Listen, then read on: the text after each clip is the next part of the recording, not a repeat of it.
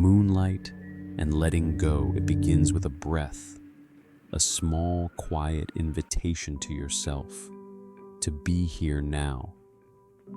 You lie still beneath the faint hum of night, and somewhere far away, a temple bell rings, once its echo rolling gently through the dark like ripples across still water. The air is soft, cool against your skin, touched with the scent of sandalwood and the faint sweetness of lotus incense. The moonlight drapes over you like silk silver, and kind making even the shadows seem to whisper peace. You breathe in slow and deep and let it all go. The lists, the plans, the little voices that replay the day. They melt into the quiet rhythm of your lungs. Maybe you smile a little at how your mind still tries to hold on, even here, even now. You think of monks who train for decades to master the art of letting go, and how even they sometimes forget where they left their prayer beads. Detachment isn't about being perfect. It's about being human enough to release perfection itself. So before you get comfortable, take a moment to like the video and subscribe, but only if you genuinely enjoy what I do here. And if you feel like sharing, tell me where you're listening from and what time it is where you are. I love imagining these quiet moments linking across time zones like tiny lanterns floating on the same great river of night. Now dim the lights, maybe turn on a fan for that soft background hum, and let's ease into tonight's journey together. The moon above feels impossibly still, yet you can almost sense it, drifting proof that motion can exist without effort. That's your first lesson in detachment. You don't force release. You allow it, like an exhale you didn't realize you were holding. The monks call it anicca impermanence, the heartbeat of all things. To resist change is to resist the rhythm of life itself. A small, playful part of you wonders if you might fall asleep before hearing how this story ends. And that's perfectly fine, perhaps even the point. Falling asleep mid-meditation might be the most natural surrender of all. Monks still argue whether sleep can count as enlightenment. Practice one side insists dreams are illusions, while the other smiles and says, so is waking. You imagine yourself in an ancient monastery high in the Himalayas. Snow lies silent on the roofs. 1,000 candles flicker inside the hall, each one a small sun burning away regret. Somewhere, a novice monk sweeps the stone floor, his broom whispering the mantra of presence. Shh, shh, shh. You watch him pause, look up, and smile at nothing in particular. That smile, you realize, is what detachment looks like when it stops pretending to be difficult. You breathe again, tracing the cool air as it enters your nose, fills your chest, and expands your ribs. Then you let it go, watching it dissolve into the darkness. Breathing is the body's way of rehearsing impermanence, a rise, a fall, a letting go that never ends. Even the breath is a teacher. A flicker of humor warms the stillness. You picture a tiny monk inside your head, trying to sweep thoughts as fast as they appear, tripping over a stray worry about tomorrow's breakfast. The mind bless, it wants to organize everything, even peace. But peace doesn't need organizing. It only needs noticing. The first mantra hasn't been spoken yet, but it's already alive in your silence. Each inhale gathers the clutter. Each exhale offers it back to the universe. This gentle rhythm softens the edges of memory. The body grows heavier, the heart lighter. The mind loosens its grip on names, on roles, on who you think you are. A soft rustle of wind moves through imagined bamboo. The leaves sway but do not cling. You feel that movement inside you, life happening without permission, without your needing to manage it. That's detachment too, allowing the river to carry you instead of trying to paddle upstream. The Buddha once compared the mind to a garden full of seeds waiting for attention. Some grow into weeds of craving, others bloom into flowers of wisdom. Detachment isn't uprooting everything it's learning, which blossoms to water. And sometimes, as a sleepy novice once confessed, the weeds look pretty at night. Monks still debate whether detachment means feeling less or feeling more clearly. One elder says, "When you detach, you see through love." Another replies, "No, you become love that no longer needs to hold." You lying here beneath this quiet moon begin to understand both. The night deepens, the fan hums like a steady mantra. Your limbs feel distant, your thoughts slower, silkier. You sense the world continuing without your interference, clouds shifting, waves moving, stars burning. And somehow that realization brings comfort rather than fear. The universe doesn't need your supervision. It only asks your trust. Somewhere in that awareness, you chuckle softly. Imagine explaining to someone tomorrow that your most profound moment of insight came while half asleep, hair messy, drooling slightly. Enlightenment has a sense of humor. It prefers the unguarded moments when you're too tired to pretend. You picture again the moon above the monastery, the same moon shining through your window. Light that has traveled millions of miles simply to remind you nothing is truly held, yet nothing is lost. Even what fades leaves illumination behind. You take another breath, slow, easy. Feel the exhale extend a little longer, the body melting deeper into the bed, the mind resting on the cusp of stillness. Tonight, detachment doesn't mean letting go of life. It means letting go into life. The first mantra waits shimmering quietly just ahead like the next wave on a shore of silver light. The whisper of impermanence. You drift deeper into the hush of night, where even your thoughts begin to sound like distant bells. The moonlight settles softer now, pale and forgiving, tracing the curve of your shoulder, as if it too were breathing with you.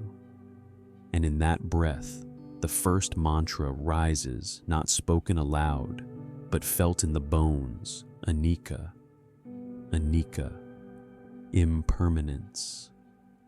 The truth that everything changes and that peace is not in holding, but in noticing the gentle passing of all things. The sound of the mantra seems to hum through your chest, low and steady, like the vibration of a temple drum. You recall stories whispered by wandering monks, how they would carve the word anika into wooden beads so that each time their fingers passed over it, they were reminded that even this moment of touching would soon end. The bead wears smooth, one monk had said, and so does the heart if you let it. Monks still argue whether impermanence should bring sorrow or liberation. Some claim it means everything is fragile, fleeting, and therefore painful. Others say it's the very key to freedom, because what can't be kept also can't be lost. You find yourself leaning toward the latter, not out of blind optimism, but because your heart feels lighter when you remember that everything, even regret, moves on eventually. You imagine sitting again under that Bodhi tree. The leaves shimmer in silver waves, whispering secrets between them. Each leaf trembles, falls, and lands silently on the moss. You watch the pattern unfold, fall, rest, disappear. No leaf clings to its branch in protest. Even nature knows how to release. You smile softly at that. If a leaf can let go, maybe you can too. Maybe the mind makes too much drama out of what's just the natural movement of time. One teacher once joked that enlightenment is simply getting along with the clock. You breathe that in, amused by how true it feels. Each exhale becomes a small surrender. The edges of thought blur, memories loosen their roots. You think of that one thing you've been holding, perhaps a mistake or a name that once mattered too much. It drifts to the surface like an old feather and floats away on the tide of breath. No grand ceremony, no big effort, just release. There's a tale told in a monastery near Lhasa about a young monk who fell in love with a flower. Each morning he watered, it spoke to it, sheltered it from wind. When it wilted one day, he begged the abbot to revive it with prayer. The abbot only smiled and said, "It was not the flower that suffered, it was your wish for it to stay." The monk later wrote, "When I buried its petals, I found my heart beneath them." You pause, feeling that story resonate. It's not that we shouldn't love, it's that love deepens when it stops demanding to last.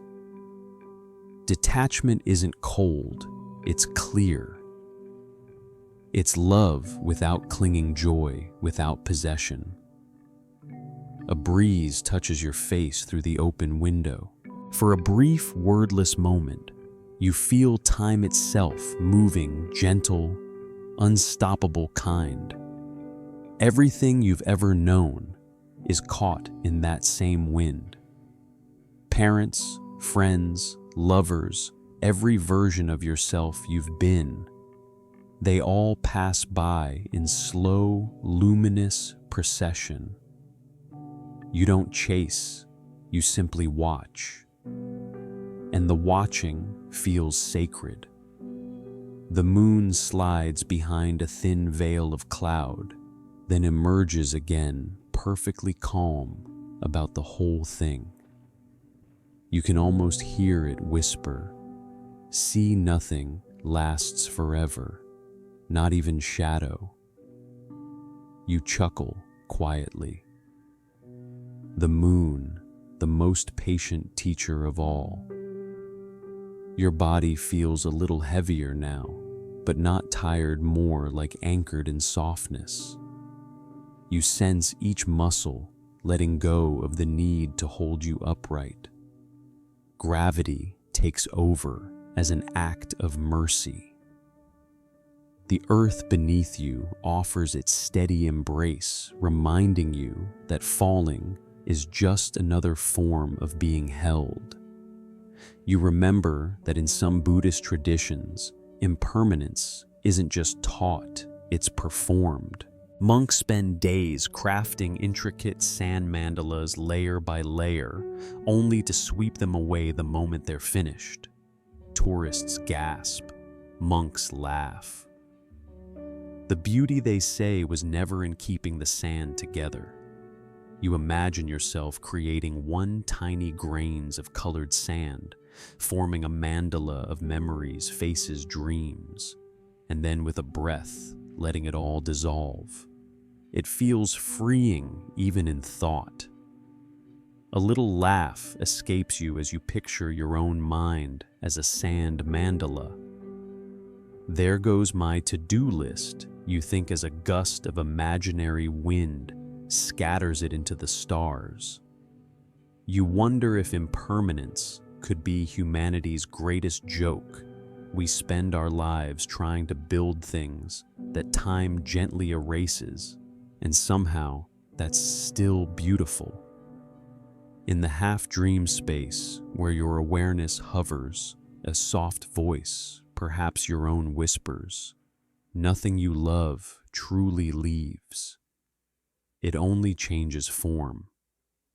The breath of someone you've lost becomes the breeze tonight. The laughter of a friend becomes the echo of your own. Every ending hides a continuation disguised as silence.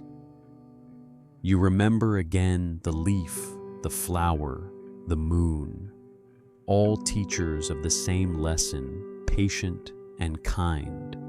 You realize that detachment isn't the art of saying goodbye, it's the art of saying thank you. Monks still debate whether enlightenment comes suddenly or slowly, like dawn light on temple walls.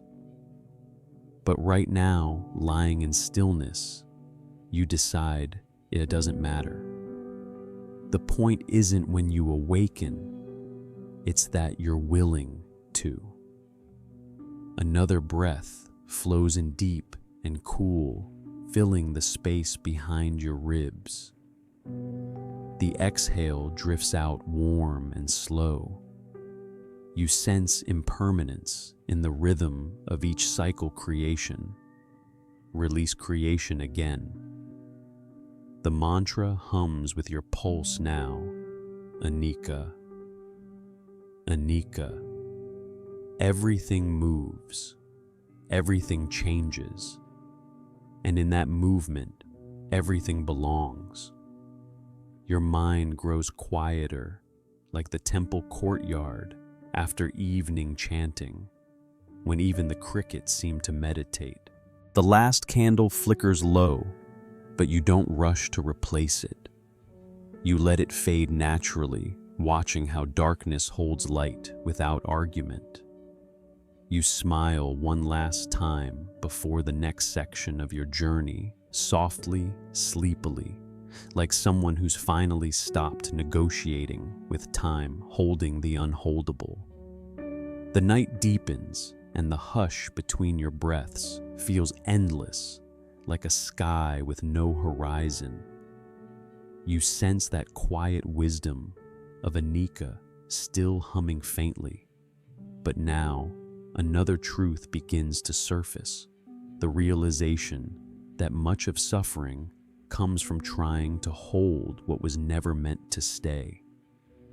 You think about the ways you've tried to freeze time, a photograph, a memory, a conversation you wish had gone differently. Each attempt so human, so tender, and yet so futile. You begin to understand nothing in your grasp truly belongs to you, not even the grasp itself. A monk once told a story of a traveler who tried to carry water in his hands across the desert. The harder he clutched, the faster it slipped away. Exhausted, he finally cupped his palms loosely. and the water stayed long enough to drink. The tighter you hold, the monk laughed, the less you have. The image lingers with you now. You imagine yourself loosening that inner grip on outcomes, on people, on what you think you deserve, and feeling for the first time a strange kind of peace. Monks still argue whether detachment means not caring or caring deeply without fear of loss. Some insist it's emotional distance. Others say it's ultimate intimacy. You decide it feels like trust, the faith that everything is allowed to come and go, including your feelings themselves. Emotions, after all, are guests in a temple. Bow to them, offer tea, and let them leave when they're ready. You don't chain guests to the altar. The air grows slightly cooler. Outside, maybe a breeze brushes the curtains like invisible fingers tracing their own mantra of impermanence. You listen to it move, no need to interpret, just to receive. The sound reminds you of how monks describe mindfulness, the art of noticing without needing. Your body responds naturally. Your shoulders drop. The tension in your jaw fades like mist. Even your heartbeat seems to slow, settling into a rhythm that feels older than thought. In this space, you begin to see the difference between what is held and what simply is. There's an old story from the Mahayana texts about a monk named Pindola who found enlightenment because of his broom. Every morning, he swept the same courtyard, and each day the dust returned. One afternoon, frustrated, he asked his master why nothing stayed clean. The master smiled and said, "The dust teaches you the world is not yours to keep tidy." So Pindola kept sweeping, not to preserve, but to participate. You imagine him there, now sweeping under moonlight, content not with the result, but with the movement itself. Perhaps enlightenment is found not in keeping the floor clean, but in loving the act of sweeping. You chuckle softly at that image, half amused, half comforted. Maybe your own mind is like that courtyard, thoughts, plans, distractions falling like endless dust. You can sweep them, yes, but you don't have to scold the dust for returning. The dust just does what dust does. And you just breathe. In this moment, even laughter feels like a form of letting go. You think of how humor slips through your fingers. You can't bottle it, can't keep a joke alive forever. The very thing that makes it funny is its fleetingness. You smile again. Maybe detachment has always been hiding inside a good laugh. The mantra of this section forms quietly in your chest. Let it pass through you, not around you. You repeat it with each breath. The inhale draws in life as it is. The exhale releases the illusion of control. You're not pushing things away, you're simply not blocking their exit. Somewhere deep in your imagination, a temple bell tolls 3 slow times. Between the chimes, silence reigns. You notice how sound exists because of silence, and silence because of sound. You realize holding one without the other makes no sense. That's the secret of balance, letting both sides of experience coexist untouched by clinging. You recall the Buddha's words on attachment being the root of suffering, but maybe it's not attachment itself that hurts, it's confusion. You cling not to people, but to stories about them. You grasp not the moment, but what you hoped it would mean. You begin to feel the difference, subtle as moonlight shifting through clouds. You remember the monk who lost his bowl, a story the elders loved to tell during evening tea. He was heartbroken at first, convinced his practice was incomplete without it. But as he wandered hungry and humbled, he realized every stream was a new bowl, every palm could hold nourishment. When he returned, the abbot smiled and said, "Now you finally understand possession." You grin into the darkness, feeling a kindred spirit in that forgetful monk. Maybe losing something precious can be its own strange form of grace. Your mind drifts back to the everyday world, texts, unread tasks, undone, and for a second, they feel far away, like old echoes in another lifetime. You sense how small they really are, and how large your awareness has become. The walls of self, of duty, of worry seem transparent now. The room feels bigger than it is. The night air feels wide, borderless. Monks still debate whether enlightenment comes by renouncing the world or embracing it fully. The elders argue under the Bodhi trees, their laughter spilling into the dusk. One says, "Leave the world behind." The other counters, "Carry it lightly like a flower." You find yourself siding with the flower. A light joke stirs in your half-sleeping mind. If you ever opened a school of letting go, the first lesson would probably be canceled due to lack of attendance because everyone would have already let go.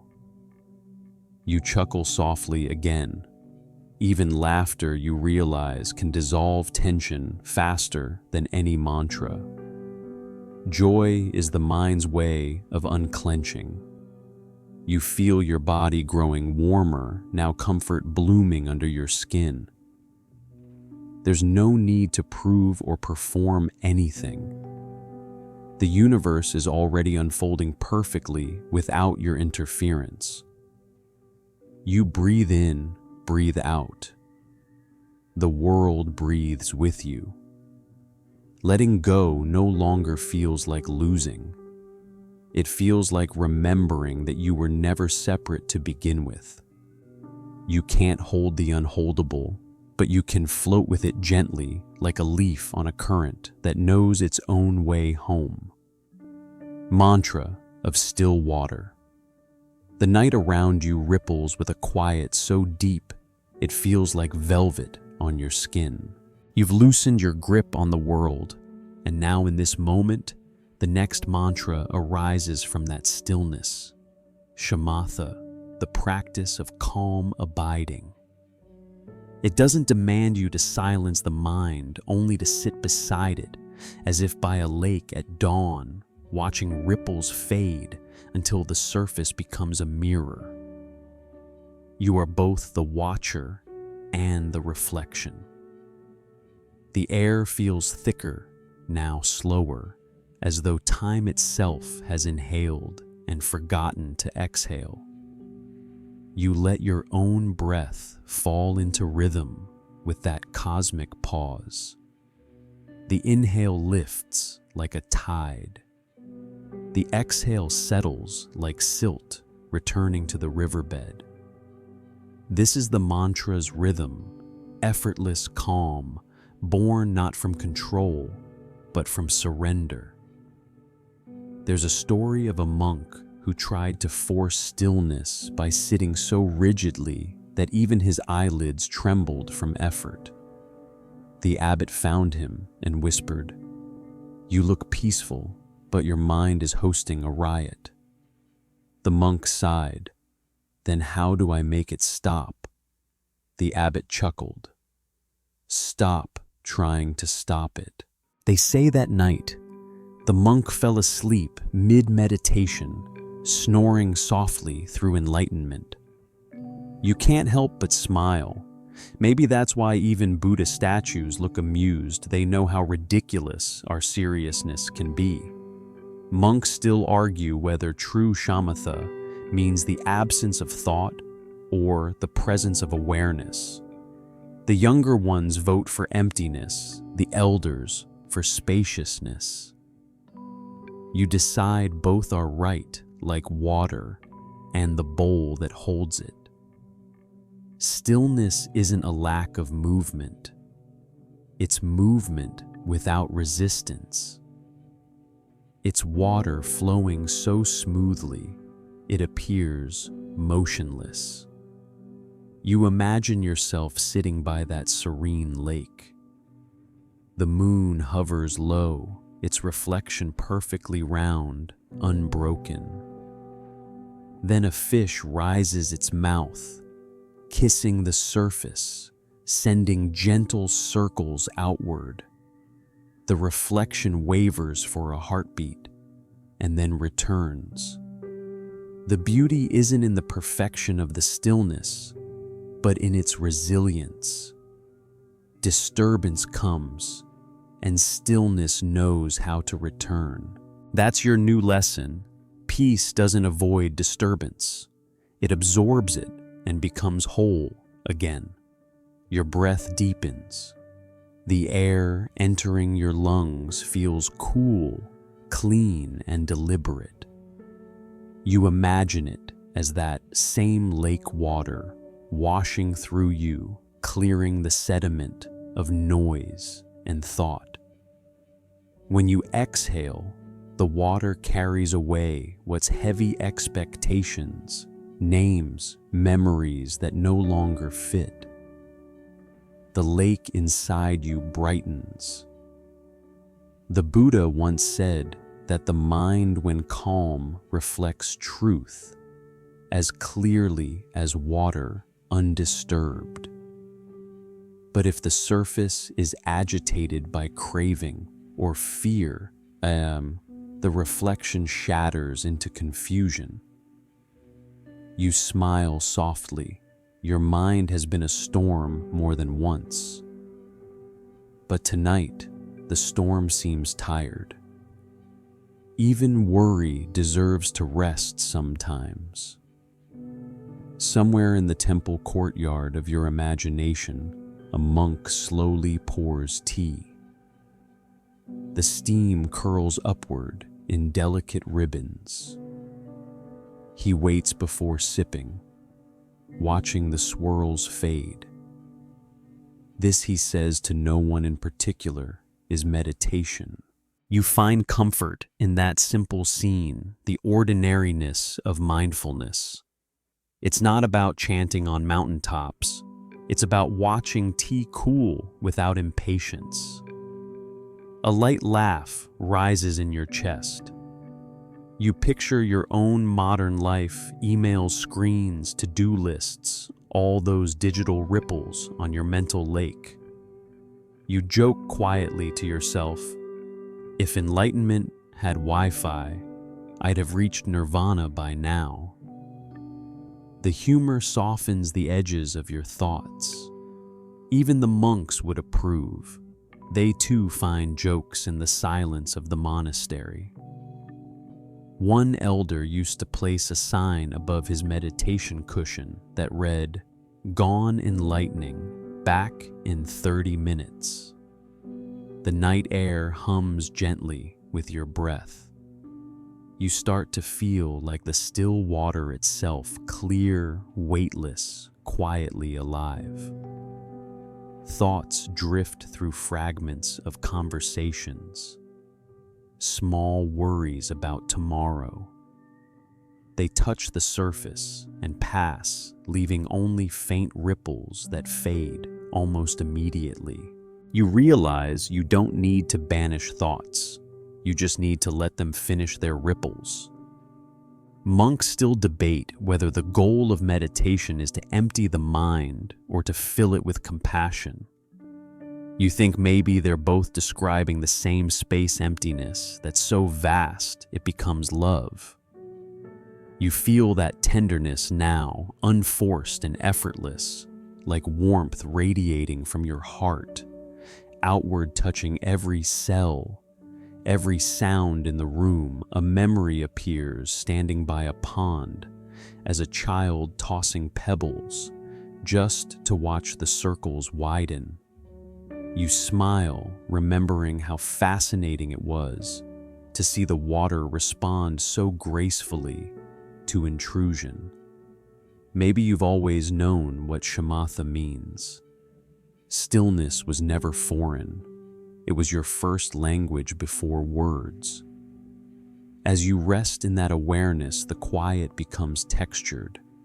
You can almost hear the spaces between sounds, the hush after a breath, the invisible rhythm behind the hum of the fan. Silence isn't empty. It's full of everything unspoken. In that realization, you feel a wave of gratitude so subtle, it's almost indistinguishable from peace. A playful image floats by, a duck gliding across your mental lake, completely serene above the surface, yet paddling furiously underneath. You laugh softly. "That's me on Mondays," you whisper. Even in stillness, there's movement. The trick is to not let the paddling define the pond. Your body feels heavier, now grounded, but soft. Your awareness spreads wider, more fluid. The boundaries between your breath, your bed, and the air dissolve. You are the water, the moon, the stillness itself. You don't have to be calm, you already are. The mantra continues in the background of your breath. Shamatha, calm abiding. Shamatha. Each repetition feels slower, lower, almost inaudible now, like a vibration beneath the skin. The night outside seems to pause with you. Nothing moves, yet everything lives, and for a brief, precious moment, you feel infinite and empty all at once, a lake reflecting stars that have burned for billions of years just to shine upon your quiet heart. Mantra of impermanence. You drift deeper into the gentle silence, and with it arrives the third mantra, Anicca, the teaching of impermanence. It moves through you like a whisper of wind across a field of tall grass, bending but never breaking anything. The word itself feels like the tide withdrawing from shore, soft, inevitable, endlessly returning. You remember how the Buddha compared existence to a candle flame, bright for a moment, then gone, leaving warmth that lingers just long enough to remind us it was real. You feel that same flickering warmth in your chest, now pulsing with the quiet rhythm of your heart. Impermanence isn't a tragedy. It's proof that life is still moving, still alive, still capable of change. You breathe in, and the air feels new, as if it has never been inside you before. You breathe out, and it leaves without regret. The breath teaches impermanence better than any scripture could. Each inhale is birth. Each exhale, release. Nothing is held yet. Nothing is truly lost. A vision unfolds behind your closed eyes. A mandala made of colored sand, painstakingly arranged by monks for days on end. You watch their calm precision, each grain placed with devotion. The image grows more intricate, more breathtaking.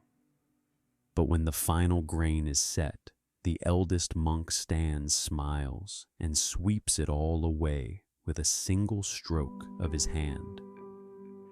The colors swirl into chaos, then dissolve into dust. You expect sorrow, but none arises. The monks only bow. You feel that bow inside your heart, a quiet acknowledgement that beauty too must bow to time. Your mind begins to wander through your own memories, faces that once filled your life, but now exist only in photographs or in the faint outline of dreams. You linger on them, but instead of sadness, a gentle warmth spreads through you. They were gifts, not possessions. Their impermanence makes them sacred. There's an old Buddhist tale of a king who asked a sage for a sentence that would make him both joyful in sorrow and humble in triumph.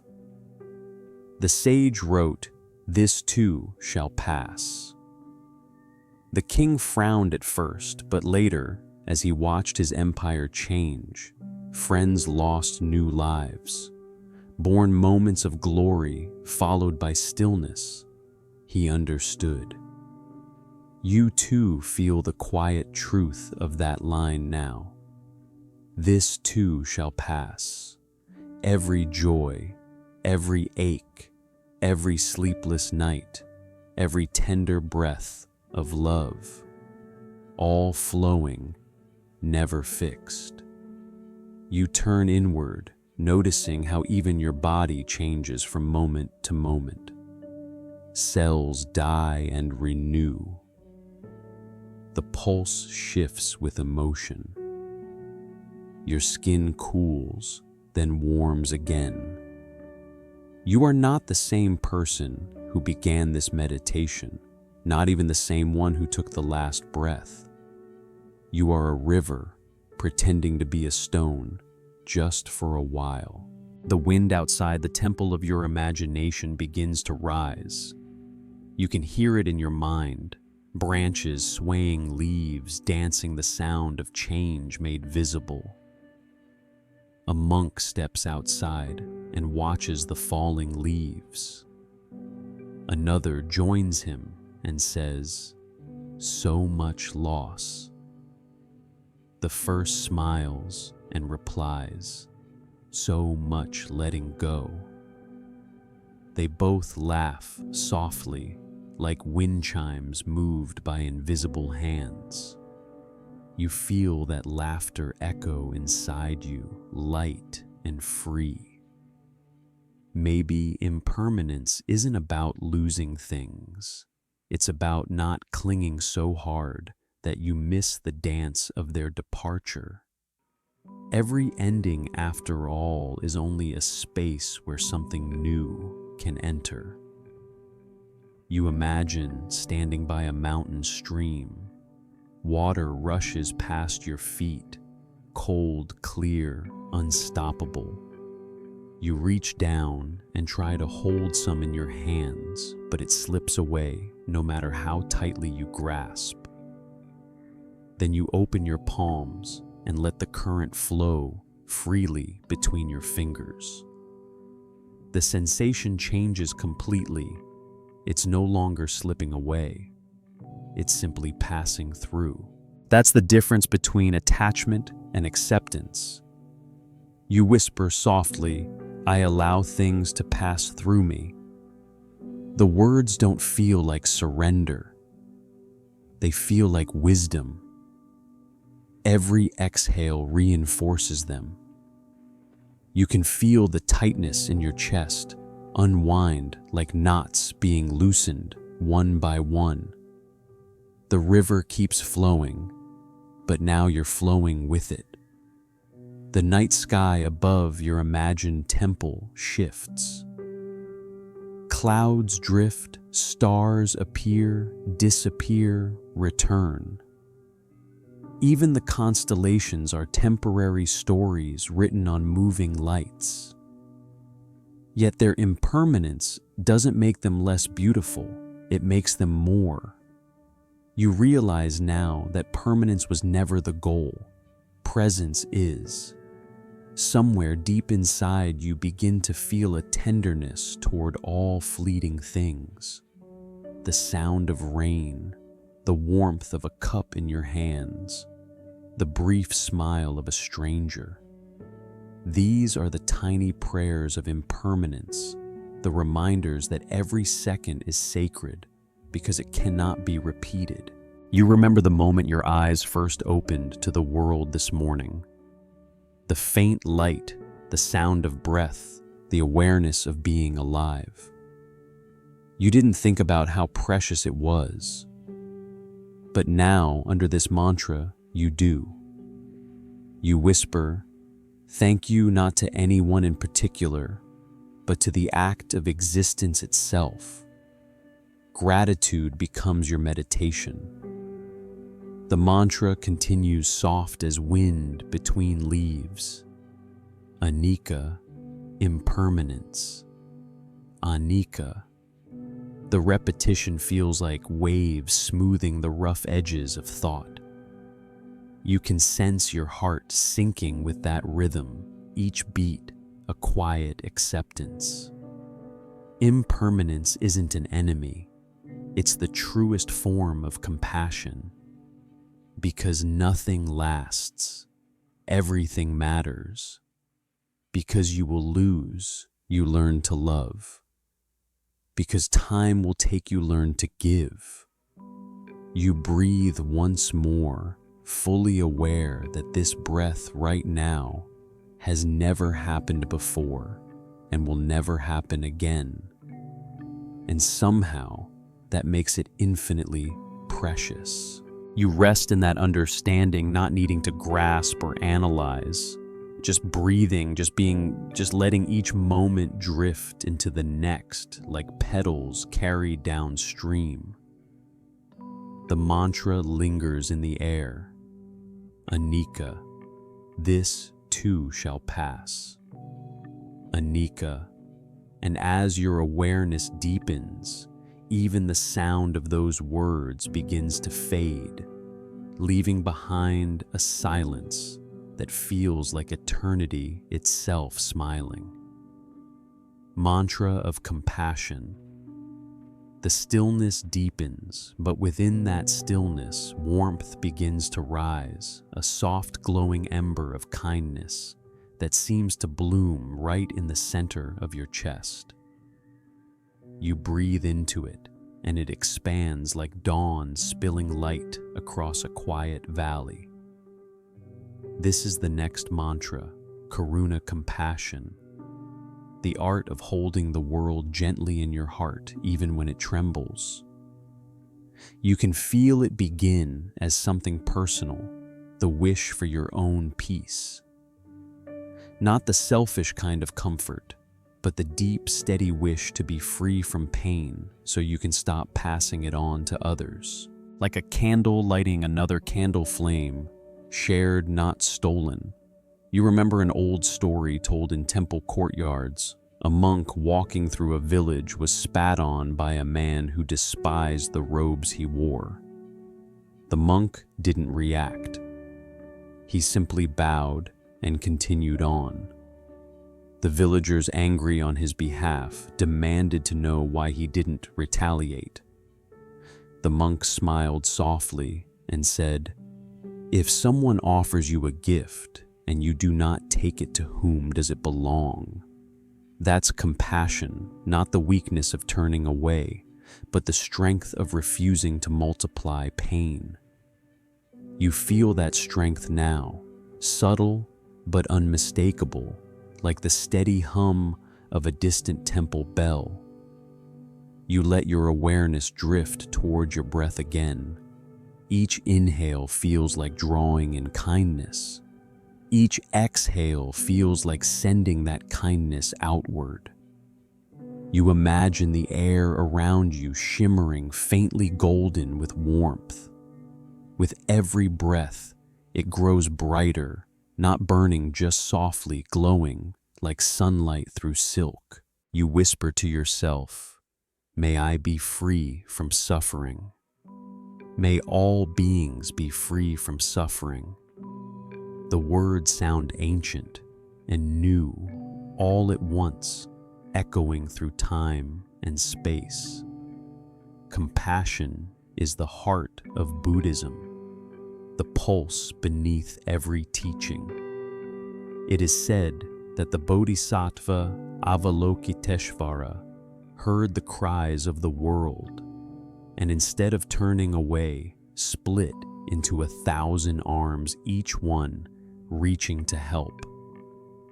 Monks still debate whether this story was ever meant to be taken literally or simply as a metaphor for the heart's infinite capacity. But the effect is the same. Compassion stretches beyond reason, beyond limits. As you listen inwardly, you might sense those 1,000 arms within yourself, not physical, but emotional. Every part of you that has ever been wounded becomes an arm that knows how to soothe. Every regret becomes a hand that knows how to forgive. Every memory of loneliness becomes a bridge toward understanding someone else. You can feel the threads of that connection weaving quietly through you, linking you with every other being who has ever sighed, wept, or laughed.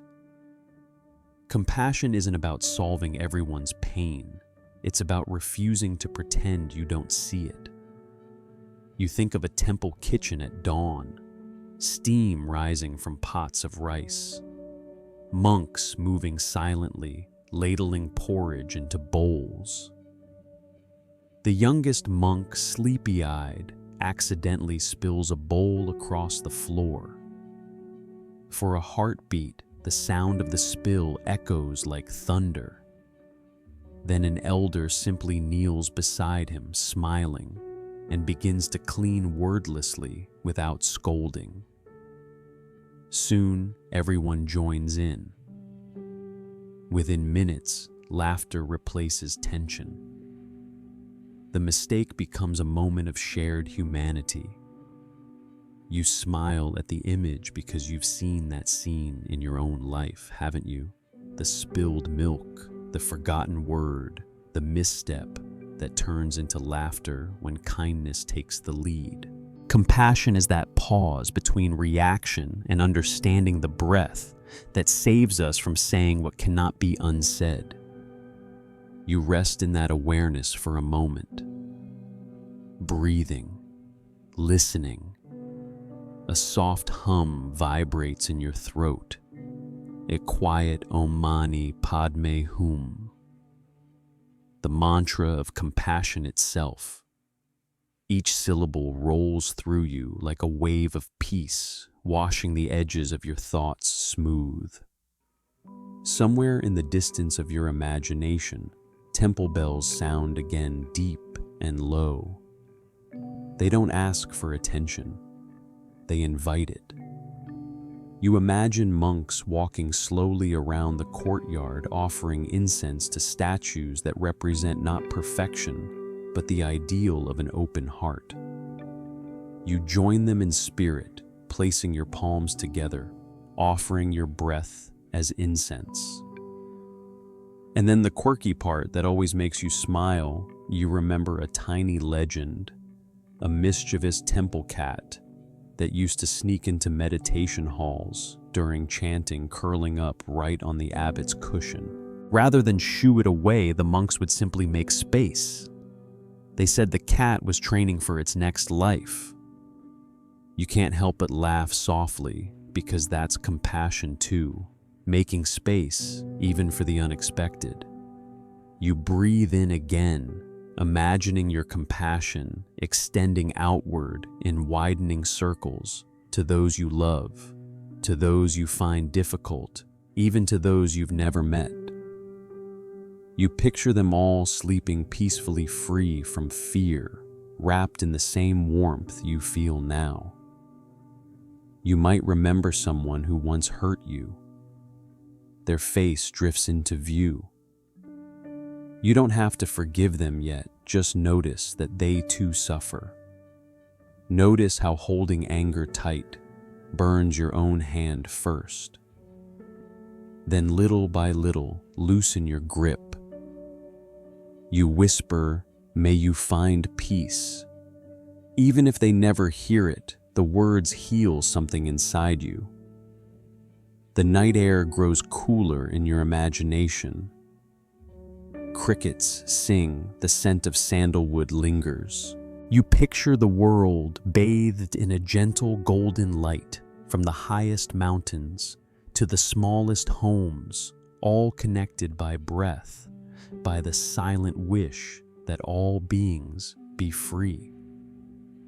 You rest in that vision, realizing compassion is not a duty, it's a natural unfolding when the heart stops defending itself. It's like a flower blooming without permission, simply because the light touched it. You breathe again. Inhale, receive kindness. Exhale, release kindness.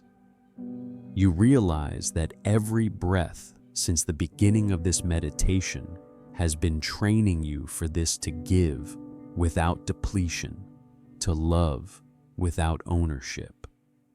Monks still argue, of course, whether compassion is a practice or a spontaneous awakening, whether you learn it or remember it.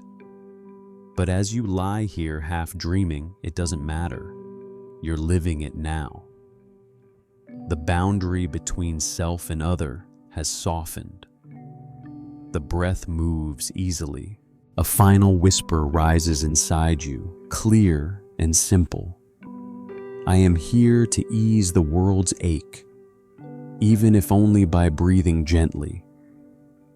And in that moment, you understand that compassion doesn't begin with others. It begins with you, resting peacefully, forgiving yourself for not being perfect, and choosing to stay soft. Mantra of impermanence. The night air seems even stiller now, though you can sense subtle movement everywhere. The flick of your pulse, the whisper of air against your skin, the small changes that keep the world alive. Nothing is ever truly still. This next mantra, Anika invites you to see beauty in that simple truth. Everything changes. You breathe, and the breath itself proves it. No two are ever the same. One feels cool, the next warm. One shorter, one deeper. The body renews itself moment by moment, just as the moon drifts slightly across the sky. And yet you rarely notice, because your mind wants the illusion of permanence, a world that stays where you put it. A smile touches your lips as you imagine the Buddha watching people cling to sandcastles, carefully shaping towers that the next wave will erase. He must have wanted to say gently, maybe you could just enjoy the sand while it's here. Impermanence isn't a tragedy, it's the very heartbeat of existence. Without change, there could be no growth, no renewal, no dawn after darkness. You feel this not as an idea, but as a rhythm pulsing quietly beneath your ribs. There's a story about an old monk who kept a teacup on his altar, chipped, faded, clearly ordinary. When visitors asked why he didn't replace it, he would smile and say, "I see it as already broken. So each morning, when it holds tea again, I am grateful." Monks still debate whether he was teaching gratitude or just making a point about minimalism. Either way, it's unforgettable. You imagine that cup now warm between your hands, steam rising like soft prayer. You watch the way the vapor curls and disappears, the way heat fades, the way everything dissolves into something else. You can almost hear it whisper, "Nothing lasts," and that's the gift. You breathe out slowly, watching thoughts drift by like that vapor. You remember that every emotion you've ever felt has changed. Sorrow turned to laughter, joy to calm anger, to understanding. Even the heaviest memories have softened with time. Everything moves, everything flows. There's humor hidden in impermanence, too. You think of temple apprentices trying to memorize chants, only to forget half by morning. One of them once joked, "If forgetting is a sin, then I'm already halfway to enlightenment." The abbot had laughed so hard, he dropped his prayer beads. Laughter too passes, but in its passing, it leaves warmth. You breathe again, slow and deep. The mantra begins to form in your mind. Sabbe sankhara anicca. All conditioned things are impermanent. You don't have to say it aloud. Just let it hum through you. Each word dissolves as soon as it's heard, a perfect example of its own teaching. Impermanence can feel like loss when you fight it. But when you surrender, it becomes art, the art of savoring the moment, because you know it won't stay. You think of cherry blossoms, of the way monks sweep fallen petals, not with sadness, but with reverence. Every petal's fall is a bow to change. Your thoughts wander to a temple festival. You once imagined paper lanterns floating down a river at night. Each flame drifts away until it disappears.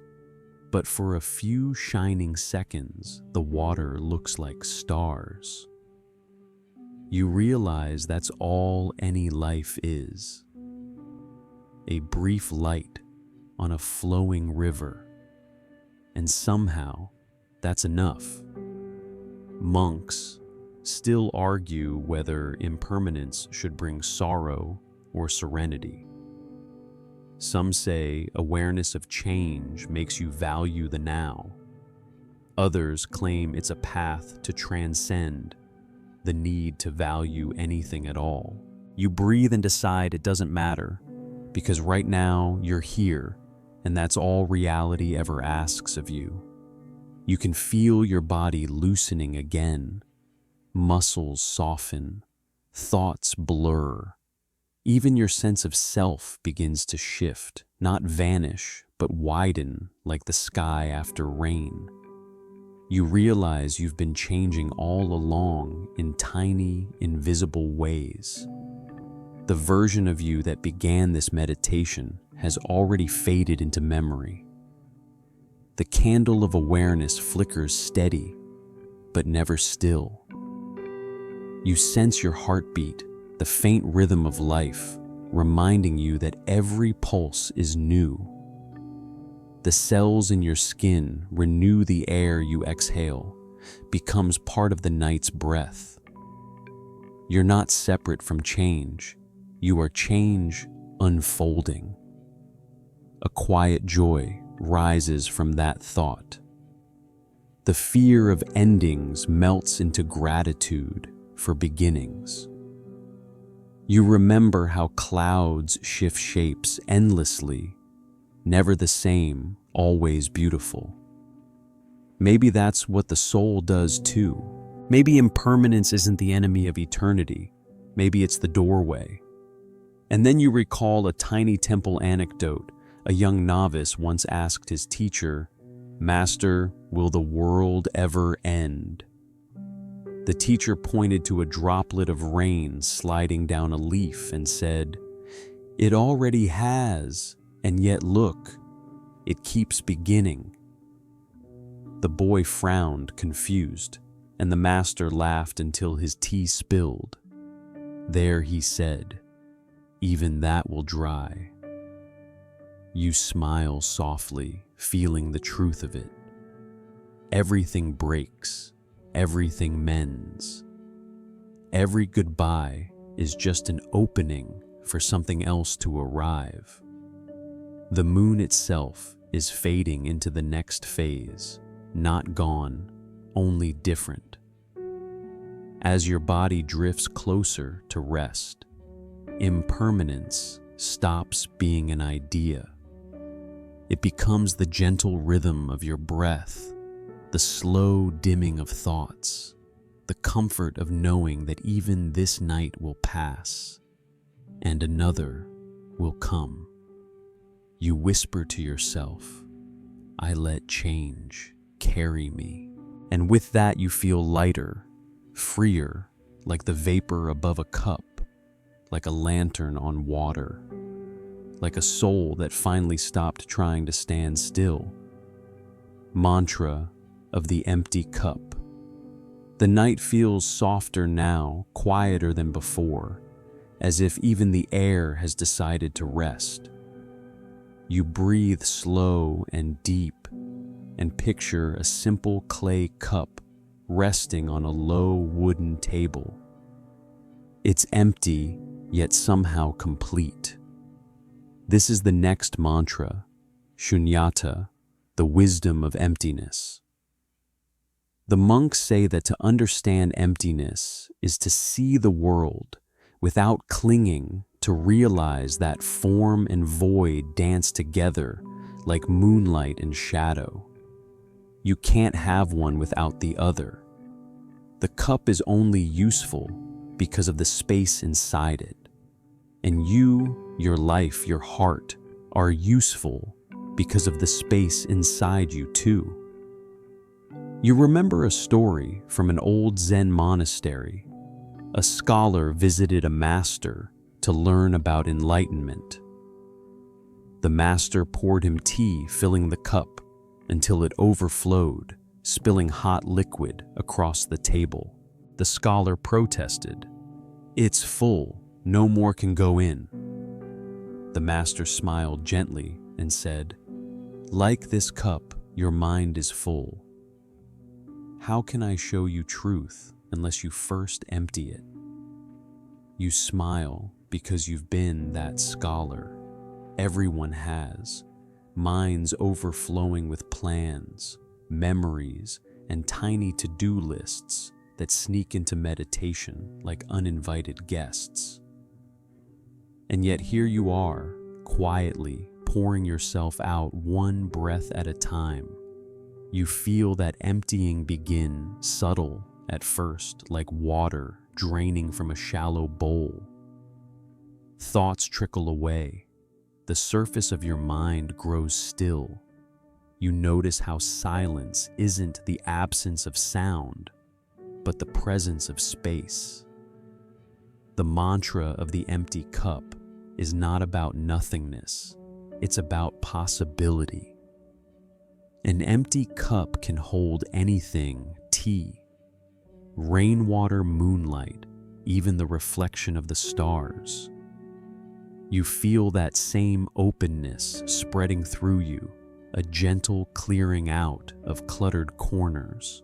You let your next exhale be long and slow, as if releasing every unnecessary word ever spoken. The body sighs with relief. The mind feels lighter. Somewhere in your imagination, you see monks in the dining hall after evening chanting. They rinse their bowls carefully, drying them with cloths so worn they're almost transparent. Each motion is a meditation cleansing not just the bowl, but the mind that used it. One novice, tired and distracted, forgets his bowl entirely. The abbot finds it later, fills it with water, and places it on the novice's pillow. When asked why, he says, "Let him see that even forgetting can hold reflection." Monks still argue whether emptiness means non-existence or interconnection. One insists it's about realizing that nothing has independent selfhood. Another says it means everything is everything else wearing a different costume. You find comfort in the latter. You like the idea that you and the stars might just be trading places, endlessly swapping forms in a cosmic dance. You breathe again, your chest rising and falling slowly. You feel as if you too are being rinsed, not washed away, but made clear. Thoughts appear and fade without resistance. The sound of your own breath is the ocean infinite and calm. In that silence, a faint smile appears. You remember a temple legend about a hermit who spent years meditating by a river. One day, a traveler offered him a shiny silver bowl as thanks for his wisdom. The hermit looked at it, admired its brightness, and gently placed it into the river. "If it returns," he said, "I'll use it. If not, the fish will."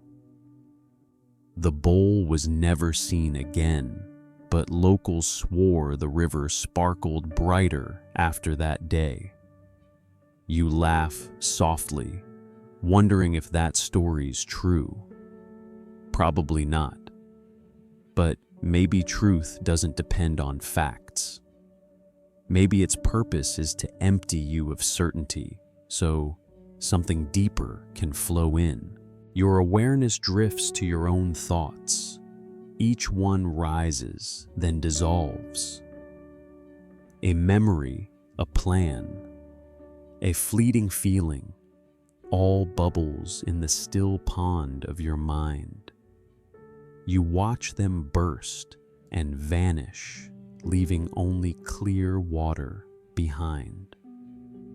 For a brief moment, you feel pure spaciousness, no edges, no you, and it just wide, quiet openness. Then, as if shy, your sense of self returns, but softer, now less certain, more kind. You realize that emptiness doesn't erase meaning, it creates it. Like a musician who pauses between notes, allowing silence to give the sound shape. Like how night gives the stars their brilliance.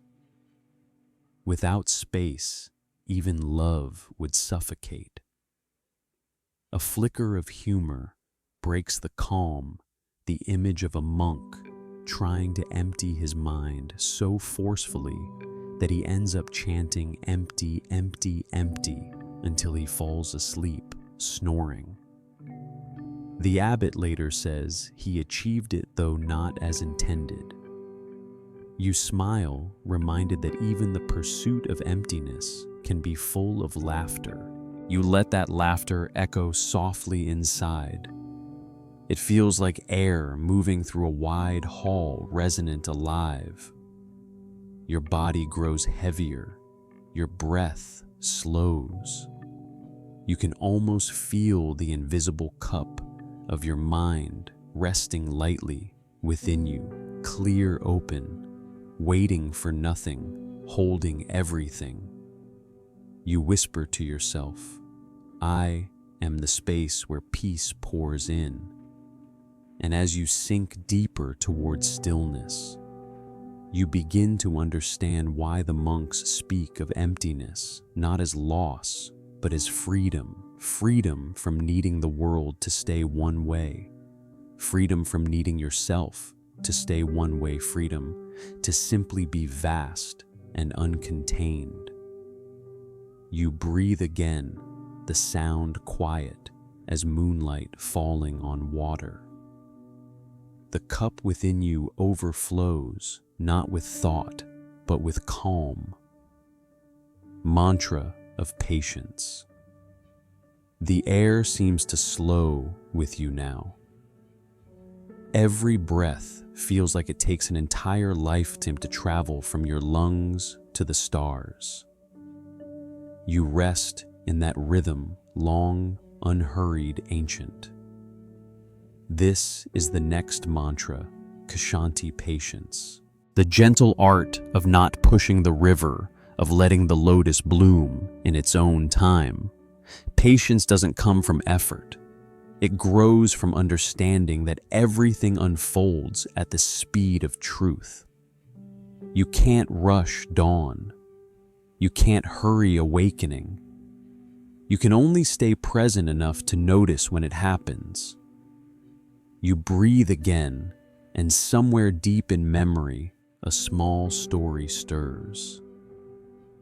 It's about a young monk who once sat beneath a tree waiting for enlightenment.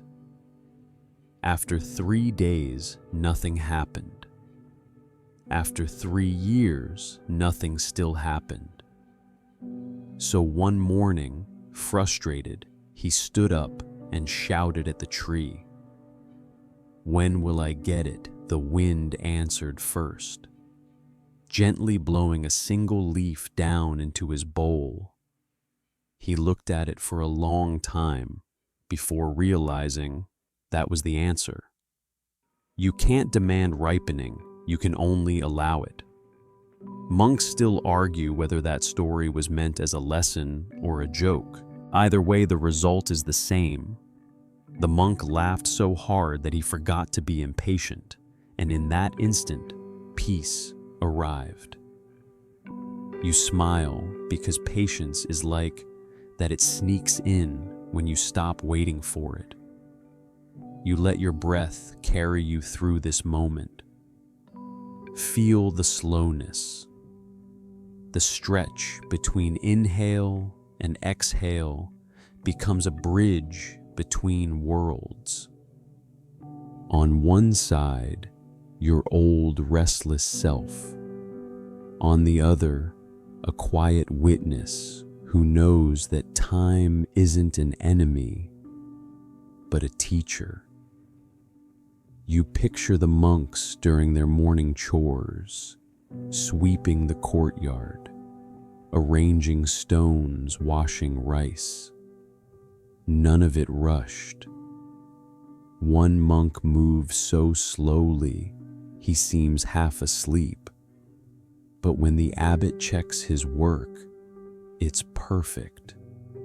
Why hurry?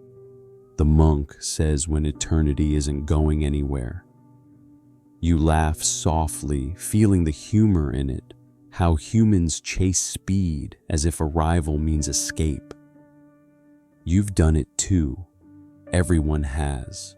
Rushing to grow, to heal, to finish, as if the destination matters more than the quiet miracle of getting there. The mantra of patience hums beneath your breath. I trust the timing of my life. You say it silently, letting each word sink into your chest like stones dropped into deep, still water. The ripples widen, slowly spreading calm through every corner of your being. Patience in Buddhism is not passive waiting. It's active presence. It means staying soft when life gets loud, staying rooted when storms come. You imagine bamboo swaying under wind, bending, never breaking. That's what patience looks like. A small story flickers across your mind. In one monastery, there was a monk famous for losing his temper at the temple gong. Every morning he would shout when it startled him awake.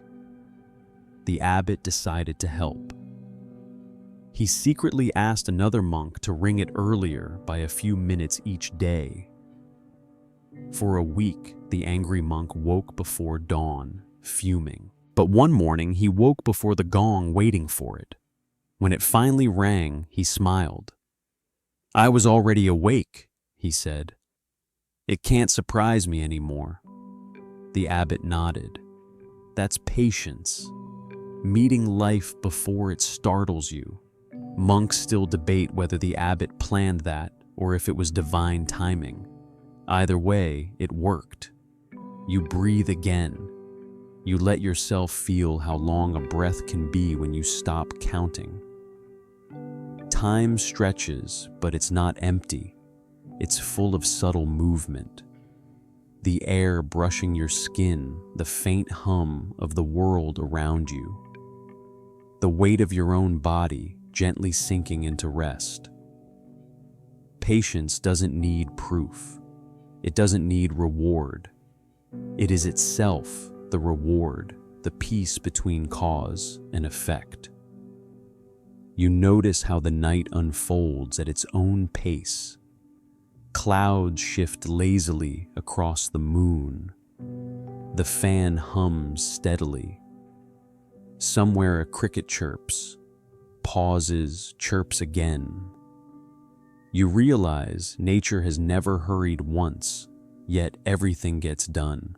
You smile again, a sleepy, amused smile, thinking of that as the ultimate cosmic joke. Even enlightenment moves at the speed of breath.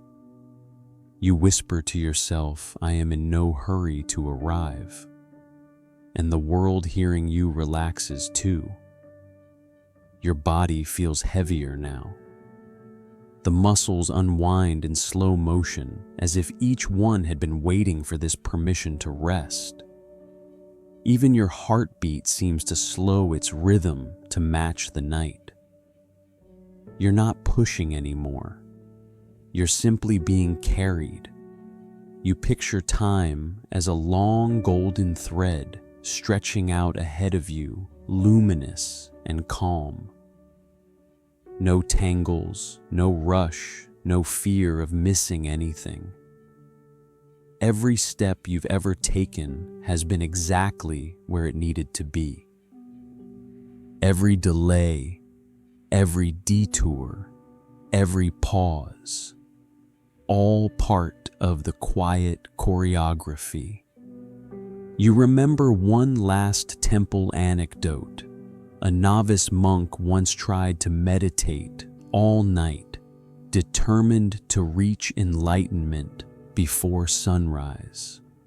When morning came, the abbot found him asleep, in lotus posture, drooling peacefully. The abbot chuckled and whispered, "He made it, just not how he expected." You can't help but smile too, because maybe that's the whole secret. Patience is surrender dressed as serenity. You breathe once more, long and deep, and the mantra settles into your bones. Everything unfolds when it's ready.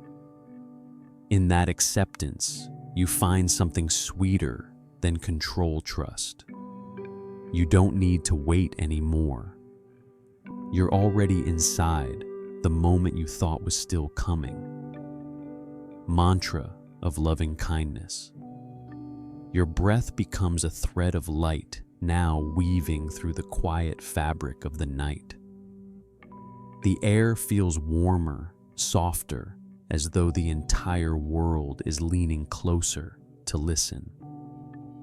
This is the next mantra, metta, the practice of loving kindness. The monks call it the boundless heart, for it knows no borders, no conditions, no walls. You begin with yourself. The first gift of kindness must return home. You breathe in and say silently, "May I be peaceful." You breathe out, "May I be free from suffering." The words feel ancient, older than speech, echoing through your chest like a bell rung in a distant monastery. Kindness in Buddhism isn't an act. It's a way of being a lens that softens the edges of the world. It's what remains when judgment dissolves, when the need to be right or superior melts into the simple desire for all beings to be well. You imagine yourself sitting in the courtyard of a temple as dawn rises. The sky glows a gentle pink, and monks move silently, lighting incense at the altar. The smoke rises in elegant spirals, a silent prayer carried upward. You close your eyes and join them in spirit. The incense of compassion drifts through your lungs. You begin to expand this kindness outward, first to those you love. Their faces appear like soft reflections in still water. Friends, family, people who have walked beside you in laughter and loss. You breathe in their presence and whisper, "May you be peaceful. May you be free from suffering." You can almost feel them smile back, not in words, but in a warmth that ripples outward. Then the circle widens again. You include strangers, the faces you pass on the street, the quiet souls sitting alone on trains, the tired workers in late-night shops, the children asleep under different skies. You don't know their stories, but kindness doesn't require knowledge, only intention. You breathe in for them. You breathe out love for them. You recall a story told by a Thai forest monk. When you light one lamp in a dark room, all shadows recede. But when you light a lamp in your heart, the whole world glows.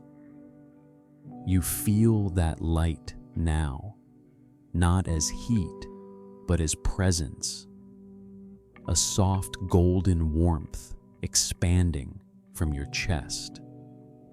It doesn't push. It just exists quietly, like dawn spilling over the horizon. And then, as all monks must eventually do, you turn the mantra toward those who have hurt you, the difficult ones, the ones who misunderstood, betrayed, or ignored, the ones whose shadows have crossed your path and left bruises behind. You pause. It's not easy. Your body tenses slightly, the old memory of pain flickering through muscle and bone. But you remember, compassion doesn't mean approval, it means release. You're not excusing what happened, you're freeing yourself from the burden of hatred. You breathe deeply and whisper, "May you too be peaceful. May you too be free from suffering." The words feel strange at first, but then they loosen something deep within you. A knot you didn't even know was there begins to dissolve. Forgiveness, the monks say, isn't a choice. It's a byproduct of love too large to be contained. You think of another story about a monk who found a poisonous snake in the monastery garden. The younger monks wanted to kill it, but the abbot stopped them. "Move it far away," he said gently, "but don't harm it. The snake bites because it fears. If you meet it with love, you teach it peace." That night, the snake slithered away and never returned. But the monk said that from then on, the garden felt different, as if even the air had learned compassion. You breathe that lesson in now. The practice of loving kindness isn't sentimental, it's alchemical. It transforms poison into medicine. enemies into teachers, wounds into gateways. Your breath moves like water, now steady, forgiving, cleansing. You repeat the mantra slowly, a lullaby for the soul. May all beings be peaceful. May all beings be free from suffering. You imagine this mantra spreading like ripples across a vast ocean. Each wave touches another, then another, until the entire sea glows with light. In the distance, you see a village by the mountains. Lanterns flicker along the paths. Laughter drifts from a small tea house. You know none of them yet. Somehow your heart swells with affection. This is metta, the love that asks for nothing in return. The monks sometimes say the universe only breathes love. Everything else is silence between the breaths. You let that idea sink into you. You feel your heartbeat slow, rhythmic, steady. Each pulse is a quiet declaration. I am alive, and that is enough. You rest in that awareness. The soft hum of the night returns the faint whisper of wind outside your window, the almost imperceptible sound of your own breath. The world feels intimate now, like a single living body, and you are part of its heartbeat. In one final act of generosity, you expand the mantra to include even the unseen, the ancestors who came before the beings who have yet to be born, the insects in the grass, the stars burning quietly in the void. You bless them all. And then, as if the universe exhales through you, the mantra returns home. You whisper one last time, may I be peaceful, may I be free from suffering. And you feel it not as hope, but as truth. Your body softens completely, now weightless. Every breath is an offering, every thought a quiet blessing. The golden field of loving kindness stretches beyond sight, and you resting in the center dissolve gently into its warmth. The night holds you, and for a long, timeless moment, there is only one thing left to feel: love, infinite and without edge. Mantra of impermanence. The night deepens and your breath slows until it feels like the tide itself, rising, falling, dissolving. The air around you hums softly, like the low resonance of a temple gong after it's been struck. You can almost see the vibration hanging there in the dark, slowly fading into stillness. This is where the next mantra begins. The Anicca mantra, the teaching of impermanence. You might think it sounds heavy, even sad, but monks often laugh when they talk about it. One old monk once said, "If you can't laugh at change, you'll never stop crying." Everything passes that is both the wound and the gift. Every joy, every pain, every breath is borrowed, and returning it is part of the dance. You imagine walking barefoot through a bamboo forest just after rain. The air is thick with the scent of wet earth and green leaves. Water droplets slide down your skin. Each one glitters for a heartbeat before vanishing. You pause and watch how they gather. Tremble fall each drop, a perfect sermon on impermanence. You breathe in and whisper, "This too will change." You breathe out, and that is okay. Impermanence isn't about losing, it's about flowing. The river doesn't mourn when it turns a corner. You feel that truth ripple through your chest, the quiet acceptance that nothing needs to stay for it to be beautiful. Buddhist monks often keep a single dried leaf on their altars. It's not decoration, it's a teacher. Every day, as the leaf curls a little more, fades a little further, it reminds them life is not a possession. It's a procession. You recall a small story told in the temples of Sri Lanka about a young monk who grew attached to his reflection in the still pond near his hut. Every morning he would meditate there, admiring how serene he looked against the water's mirror. One evening, a storm came and turned the pond into muddy chaos. When he saw his reflection vanish, he panicked, thinking he had lost himself. The abbot smiled gently and said, "You were never the reflection. You were always the watcher." That's impermanence, realizing that what fades was never truly you. You let that story settle into your mind. You think of the things in your own life that have changed: friendships, places, versions of yourself that once felt eternal. They have all dissolved like the pond's reflection. And yet, you remain the quiet witness behind it all. Monks still argue whether impermanence is a comfort or a challenge.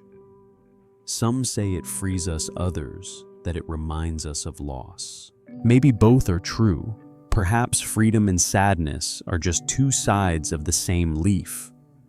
You breathe deeply, again watching your own thoughts drift by like clouds. Each one rises, forms, and fades. Even your worries have impermanence written into them. They can't stay forever, nothing does. There's a kind of peace in that. The mind, realizing it cannot cling, finally rests.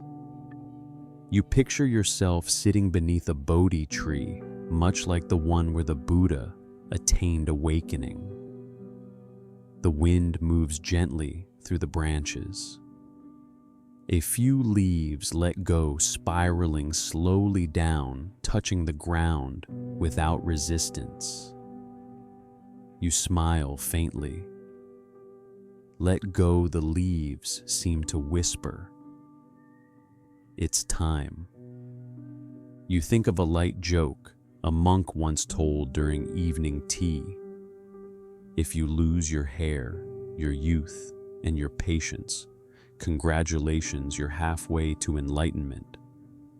The laughter that followed wasn't mockery, it was liberation. Because impermanence is not tragedy, it's truth with a sense of humor. You take another slow breath, feeling the body's impermanence too. The chest rises, falls. Muscles relax, cells renew. The body changes moment by moment. You don't control it, you simply ride the wave. You begin repeating the mantra, "All things arise and pass away." The words feel like the ocean itself, endless, rhythmic cleansing. You see your memories now floating past like lanterns on a river. Some glow with joy, others with pain, but all drift toward the same horizon. None of them sink, none of them stay. As you watch, something shifts inside you. You stop trying to grab the lanterns. You simply admire them as they move, grateful for their light, at peace with their leaving. This is the art of detachment, not cold indifference, but deep participation without clinging. You can love the moment fully knowing it will pass. You can grieve knowing even sorrow changes shape. In one monastery in the Himalayas, monks build exquisite sand mandalas, weeks of careful work, every grain placed with devotion. And then at the end, they sweep it all away. The tourists gasp. The monks just smile and say, "Now we can begin again." You imagine that moment, the swirl of colors collapsing into a blur and then into dust. Yet the act of creation remains untouched. Impermanence doesn't erase meaning, it reveals it. Because only what ends reminds you to truly see while it's here. You think of someone you miss. Maybe they're gone, or maybe they've simply changed. You whisper their name softly into the dark, not as a call, but as a blessing. The silence that follows feels sacred. You realize you are not losing anything. You are witnessing the grand unfolding of existence. Like waves on the shore, each moment dissolves only to become the next. The monks say, when you learn to love the disappearing, you become the eternal. Your breath steadies. The night holds you gently again. The mantra hums in your chest, quiet but unbreakable. All things arise and pass away. All things arise and pass away. You let the words fade like the sound of a temple bell traveling down a long mountain valley, still echoing long after it has been struck. You feel light now, freer, clearer, as if even gravity has softened its hold. In the gentle quiet that follows, you realize something profound. Impermanence is not the enemy of peace. It is the doorway to it. You smile and let the moment pass. Mantra of non-attachment. The night has settled fully, and with it comes a deep sense of weightlessness, as if your body has forgotten gravity entirely. You inhale slowly, letting the air fill not just your lungs, but your very awareness. This is the mantra of vairagya non-attachment, the art of holding life lightly while remaining fully present. Non-attachment does not mean indifference. It does not ask you to stop caring or stop loving. Rather, it teaches you to release the chains that tie joy to possession, sorrow to resistance, and identity to expectation. You breathe in and feel the subtle tension that clings to your chest. You breathe out and the tension begins to soften, dissolving into nothing. A story comes to mind from a quiet monastery in the mountains of Tibet. A monk was given a precious jeweled statue by a grateful villager. He admired it for a moment, then placed it outside and watched the wind move through it. When asked why, he said, "If it stays with me, I might forget to notice it. If I let it go, I see its beauty every day." Monks still debate whether he truly let go or simply found a clever loophole. Either way, the lesson lingers. Beauty is enhanced, not diminished, when it is free. You imagine yourself holding something you treasure. Feel its edges, its texture, the warmth it carries. And then gently, almost imperceptibly, you release it. The air around you shifts not with emptiness, but with space. The object still exists in memory, in love, in the way light bends across it. But it no longer defines you. You recall another temple tale. A novice monk, desperate to prove his worth, spent years memorizing sutras perfectly. One day, a stray dog tore through the courtyard, scattering the pages. He panicked, certain his effort was wasted. The abbot laughed and said, "Your mind is not the pages. Let them go, and you will finally remember." That day, the novice discovered that non-attachment is not loss. It is liberation. You breathe again, feeling your chest expand and contract in time with the universe itself. Non-attachment isn't about denial. It's about trust. Trusting life to unfold as it must. Trusting that joy and sorrow are both transient, trusting that even you are in constant flux. You let your awareness drift to the fleeting nature of thought. Ideas arise, linger, then vanish. Memories come and go like autumn leaves carried by wind. You observe them without grabbing, without resisting. You are the watcher, the calm space in which change occurs. A small humor enters your mind, a temple cat who claimed every visitor's cushion as its own. Monks tried to shoo it, but it returned faithfully, curling up as if teaching them a lesson about non-attachment. You can't hold the cat, you can't hold the cushion. Yet somehow, everything continues in perfect balance. Monks still debate whether non-attachment is practiced better through physical letting go or mental surrender.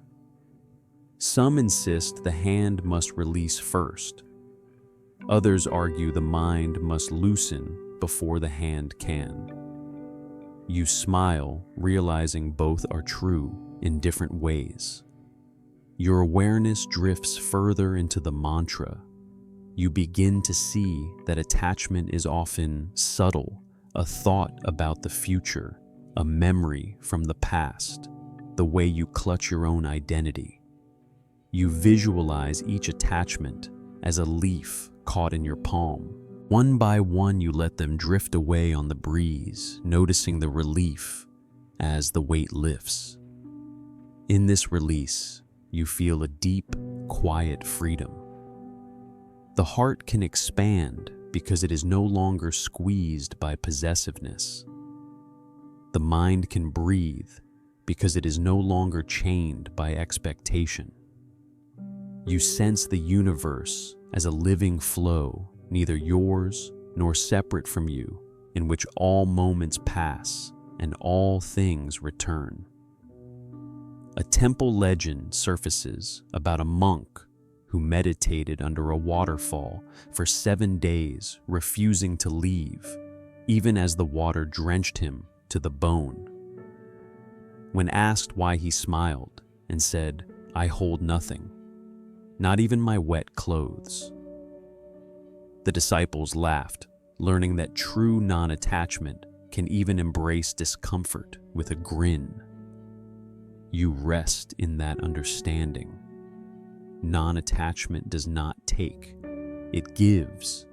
It does not confine, it liberates. You inhale the night's stillness, exhale the clinging within, and as your breath fades into the gentle rhythm of sleep, you whisper silently, "I release what does not serve me. I embrace the flow of life." Your body grows heavier, your mind quieter, your heart lighter. The mantra settles in your bones, steady and warm, like the steady pulse of the earth beneath you. You are here, present, yet unbound.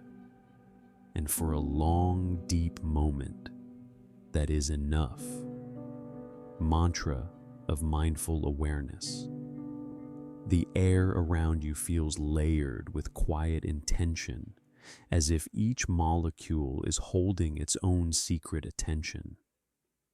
You inhale slowly, letting the night's subtle vibrations fill your awareness. This is the mantra of sati. Mindful awareness, the practice of fully inhabiting the present moment without judgment or distraction. Mindfulness is not a pursuit of perfection, nor is it a call to control thought. Instead, it is the gentle noticing of what is. You watch your breath, each inhale and exhale, a small miracle, a subtle drumbeat connecting body and mind. You can feel the rhythm in your fingertips, in the weight of your legs, in the tiny rise and fall of your chest. A story drifts to mind about a monk in a remote mountain temple who each morning walked barefoot across icy stones to light the incense before sunrise. One day, a traveler asked why he made the journey so difficult. The monk smiled, lifting his frost-numbed fingers to the incense. "I am here. And that is enough." Monks still argue whether the lesson is about perseverance, devotion, or simply noticing the cold. You realize it may be all three. You let your attention settle on the sensations of your body. The points where your skin touches the mattress, the faint tension in your shoulders, the gentle flutter of eyelids as they fight sleep. You notice these without judgment, without the need to change them. Just observation. The mantra hums softly in your mind. I am here, fully aware. You breathe in and feel awareness spreading like warm tea through your limbs. You breathe out, releasing all attempts to rush or resist. Your thoughts float by like clouds, drifting, dissolving, reforming. You do not chase them. You do not hold them. You simply watch, a gentle witness to the flow. You recall another temple anecdote. A novice once spilled water. While washing bowls, panicked that he would be scolded. The abbot calmly watched, then said, "Do not worry about the water. Worry about noticing it. Each drop tells a story." The novice blinked, realizing that observation itself was a form of wisdom. Monks still debate whether mindfulness requires formal meditation or can be practiced in ordinary life. Some say every chore, every step, every bite is an opportunity for awareness. Others insist that focused sitting is the only path. You notice that both approaches converge in the same truth. Attention gentle and non-judgmental is transformative. You allow the awareness to extend to sound, the soft hum of the fan, the whisper of your own breath, the distant rustle of leaves outside. Each sound is a note in the symphony of presence. You notice the silence between sounds too, and realize that emptiness is also alive. A soft chuckle escapes your mind as you imagine the monks trying to teach mindfulness to a mischievous temple cat. It pounces, it meows, it knocks over ink pots, yet the monks patiently observe each interruption, becoming a lesson in presence rather than frustration. The cat unknowingly teaches more than they do. Your awareness drifts inward now toward emotion. Joy, sorrow, anticipation, fatigue. Each is felt named and released without clinging. You are neither judgment nor reaction. You are the quiet space in which all feelings arise and pass. You whisper silently, I am present. I am awake. I notice. And as you settle further into this gentle practice, the mantra becomes not words, but a living rhythm. Every heartbeat, every inhalation, every pulse of the night itself becomes a teacher. You realize that awareness is not effortful. It is natural flowing, inevitable. The mind softens, the body relaxes, thoughts slow. Awareness itself becomes like the warm glow of a candle, steady, quiet, inviting. You smile softly, feeling fully here, not lost in past or future, not clinging to identity, simply breathing, simply observing, simply being. The mantra whispers through every cell: presence is freedom. Presence is peace. And in that peaceful presence, you feel the quiet hum of the universe, pulsing in harmony with your own heartbeat. Mantra of compassionate action. The night stretches around you like a soft, dark blanket, carrying a sense of serenity deep into your lungs. You inhale, letting the quiet fill your chest, and exhale, feeling the tension of the day drift away. This is the mantra of karuna, compassionate action, the practice of allowing kindness to ripple outward through thought, word, and deed. Compassion is not passive. It is not mere sentiment. It is an active force that touches both the giver and receiver. You imagine it as a subtle current running through your body, warming the fingertips, filling the chest, expanding out beyond the skin. Each breath carries a small act of care, even if it exists only in intention. A story comes to mind from a monastery in northern Thailand. A monk noticed a small injured bird outside the meditation hall. He wrapped it gently in cloth and nursed it for days. When it finally flew away, another monk asked, "Was it worth the effort?" The first monk smiled softly. Compassion is not a question of return. The act itself is enough. Monks still debate whether the bird's survival was due to skill or pure intention. Either way, the lesson endures. You breathe deeply, feeling that same force expand within you. Imagine someone in your life who struggles, a friend, a colleague, even a stranger. Picture them softly with no judgment, sending them gentle energy, whispers of kindness carried by your breath.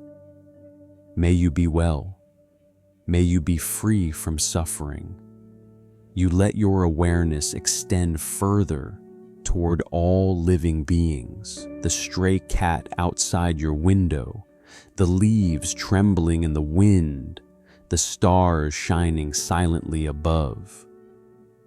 Compassion does not discriminate. It knows no hierarchy. You feel the universe in this moment, a web of interconnected life, each thread holding weight and significance. Another anecdote drifts into your mind.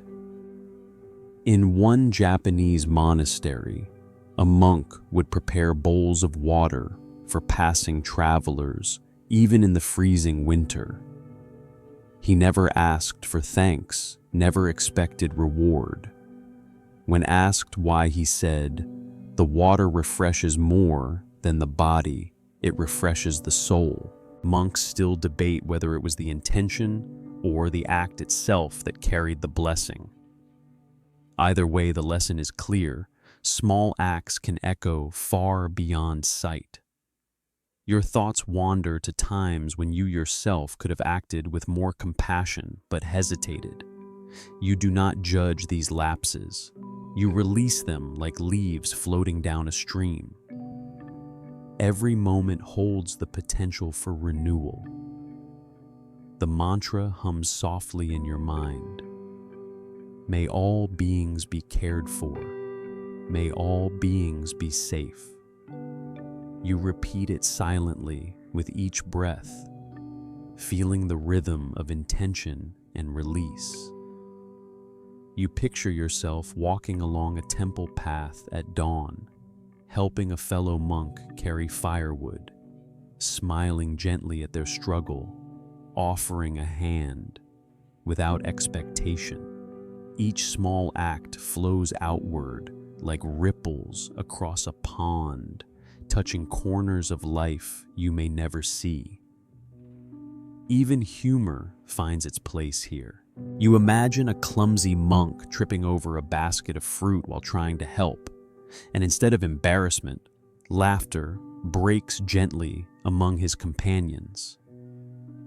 Compassion, like humor, allows softness, the willingness to see beauty and goodness despite imperfection. Monks still debate whether true compassionate action arises from training or spontaneous heart.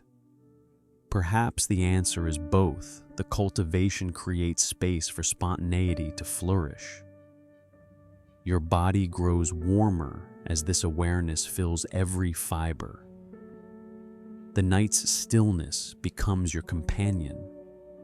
Your breath flows like a river of light, and in it, compassion takes root and expands. You whisper to yourself, I act with love. I act with care. I act with awareness. And as the mantra settles into the quiet rhythm of your night, you feel the pulse of kindness echo through your entire being, steady and unbroken, carrying you gently toward rest. Mantra of contentment. The night wraps around you like a soft velvet cloak, and your body sinks deeper into the mattress as though the universe itself is cradling you. You inhale slowly, feeling a gentle warmth spread from your chest to your fingertips. This is the mantra of Santosha contentment, the practice of embracing what is rather than longing for what isn't. Contentment does not mean resignation. It does not require abandoning desire, nor does it call for detachment from joy. Instead, it cultivates gratitude and presence, teaching you to see fullness in simplicity. You breathe in, acknowledging your body, your mind, your breath, and the quiet night around you. You breathe out, letting a sense of ease fill every fiber of your being. A story drifts to your mind from a small monastery in Myanmar. A monk lived simply subsisting on rice and vegetables, yet he was known for his laughter. When asked why he seemed so happy with so little, he replied, "The world gives me everything I need when I notice it." Monks still debate whether his contentment was learned or innate, but the lesson resonates. Fulfillment is often found in presence, not accumulation.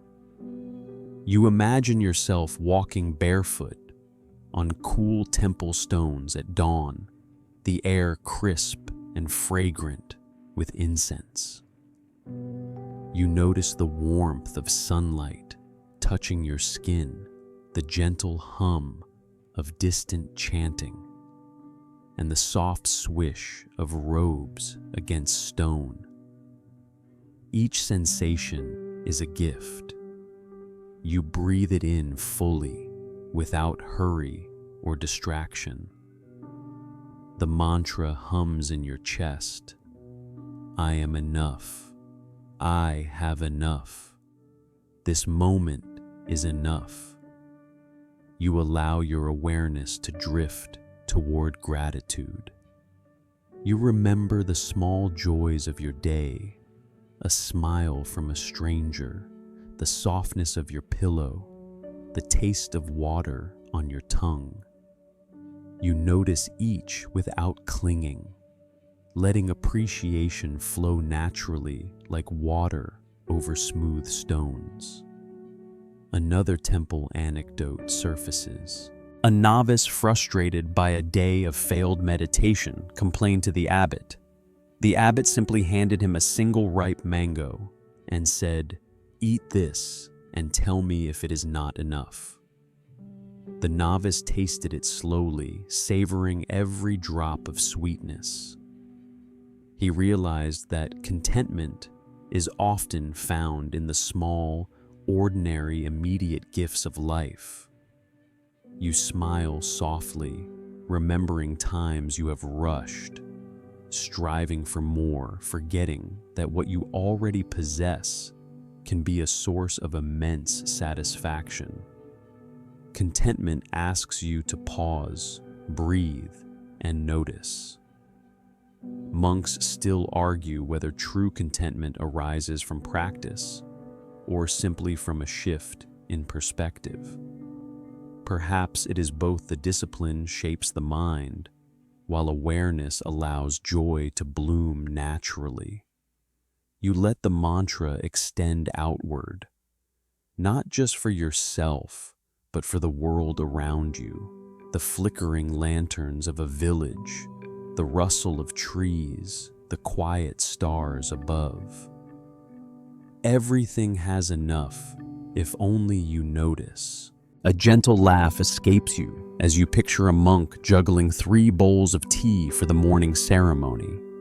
One slips splashing and he bows deeply in apology, while the others simply giggle. You realize that contentment can include imperfection. It is the art of smiling at life as it is. You whisper to yourself, I am at peace. I am satisfied. I embrace this moment fully. Your body softens completely now. Muscles loosen, thoughts slow, and a serene warmth blooms in your chest. The night carries you, and the mantra of contentment settles into your bones, quiet but enduring, a gentle lullaby for your heart. You feel full without needing more, complete without needing perfection. For a long, deep moment, that is enough. Mantra of generosity. The night deepens, and a soft hush blankets your surroundings. You inhale slowly, letting the stillness enter your chest, and exhale, feeling a gentle warmth ripple through your body. This is the mantra of Dana generosity, the practice of giving freely without expectation or hesitation. Generosity in Buddhism transcends material possessions. It is an offering of time, attention, compassion, and presence.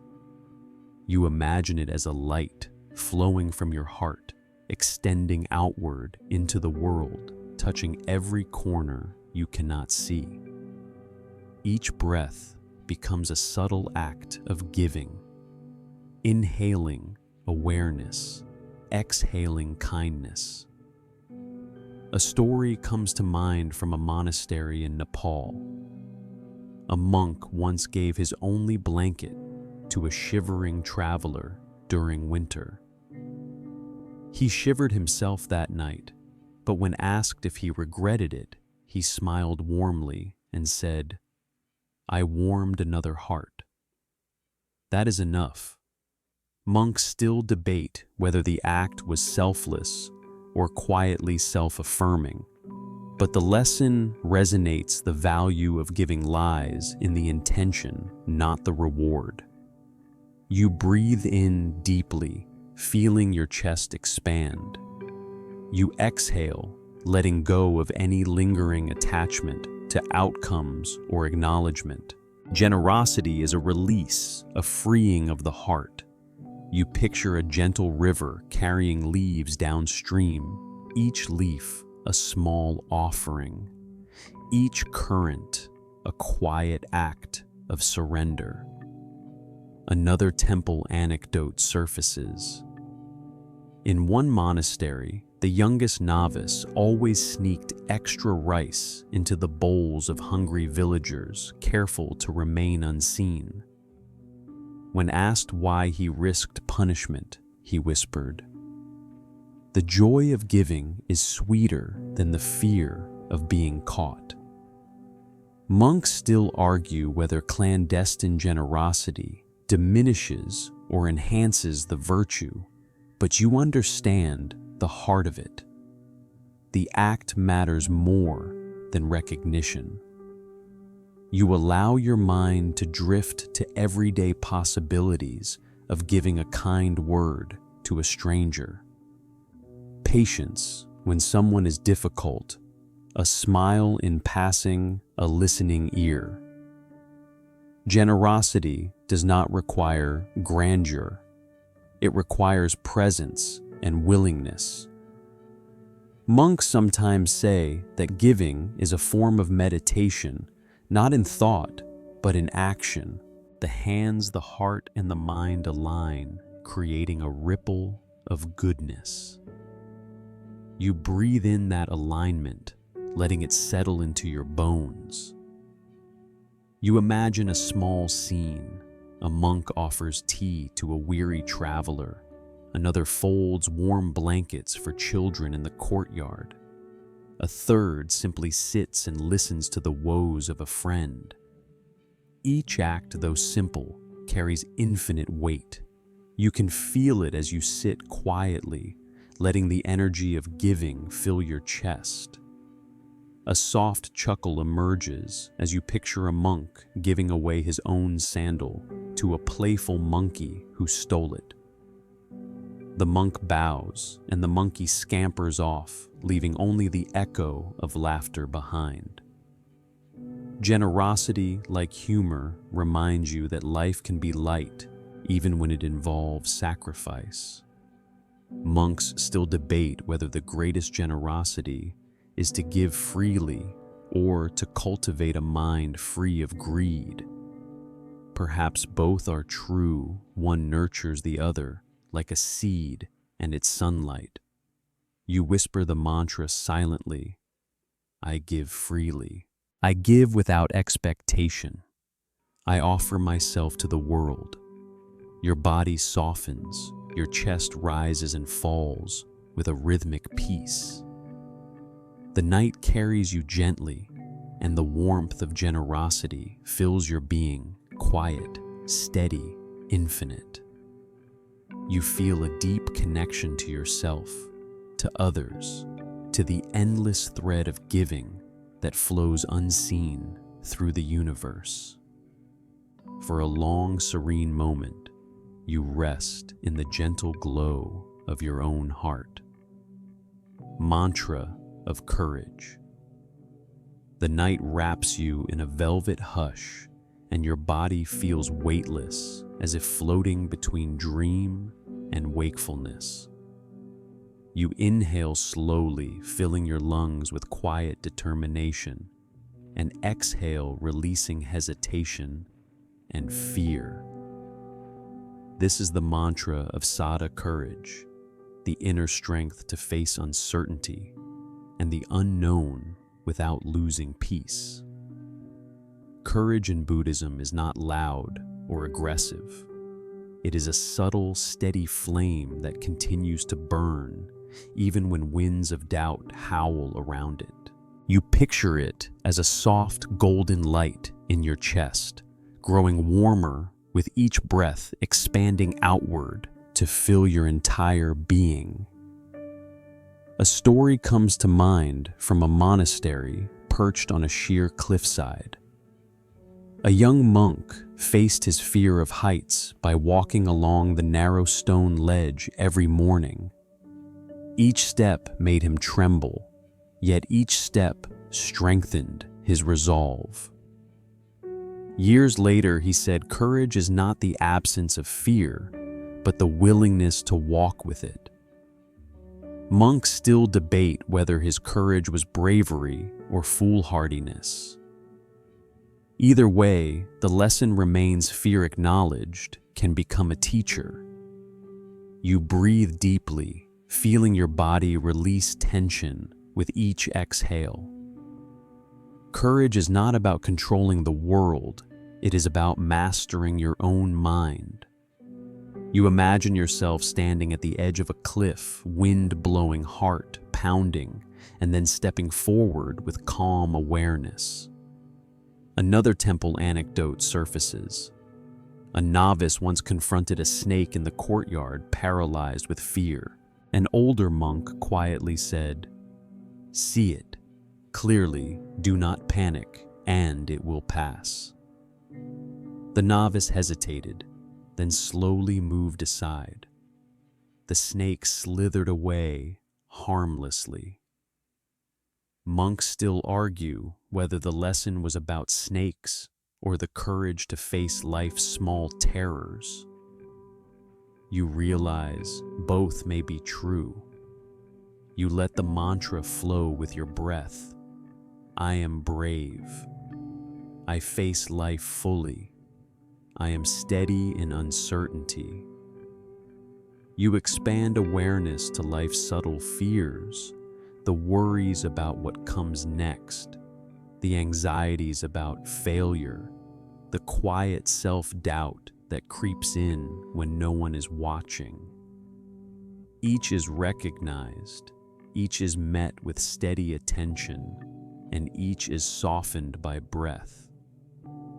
Monks sometimes say courage is a paradox. The more you face fear, the freer you become, and the freer you are, the braver you naturally act. You notice that courage is gentle, not forceful. It does not push, it does not demand, it simply exists. A light, humorous image drifts in a monk who tried to meditate under a waterfall, trembling at the icy torrent, only to be joined by another who casually slipped and fell in.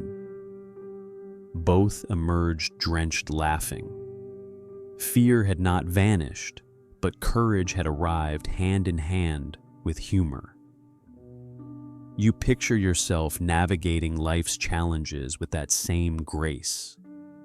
Each obstacle is not a wall, but a stepping stone. You do not resist, you do not retreat.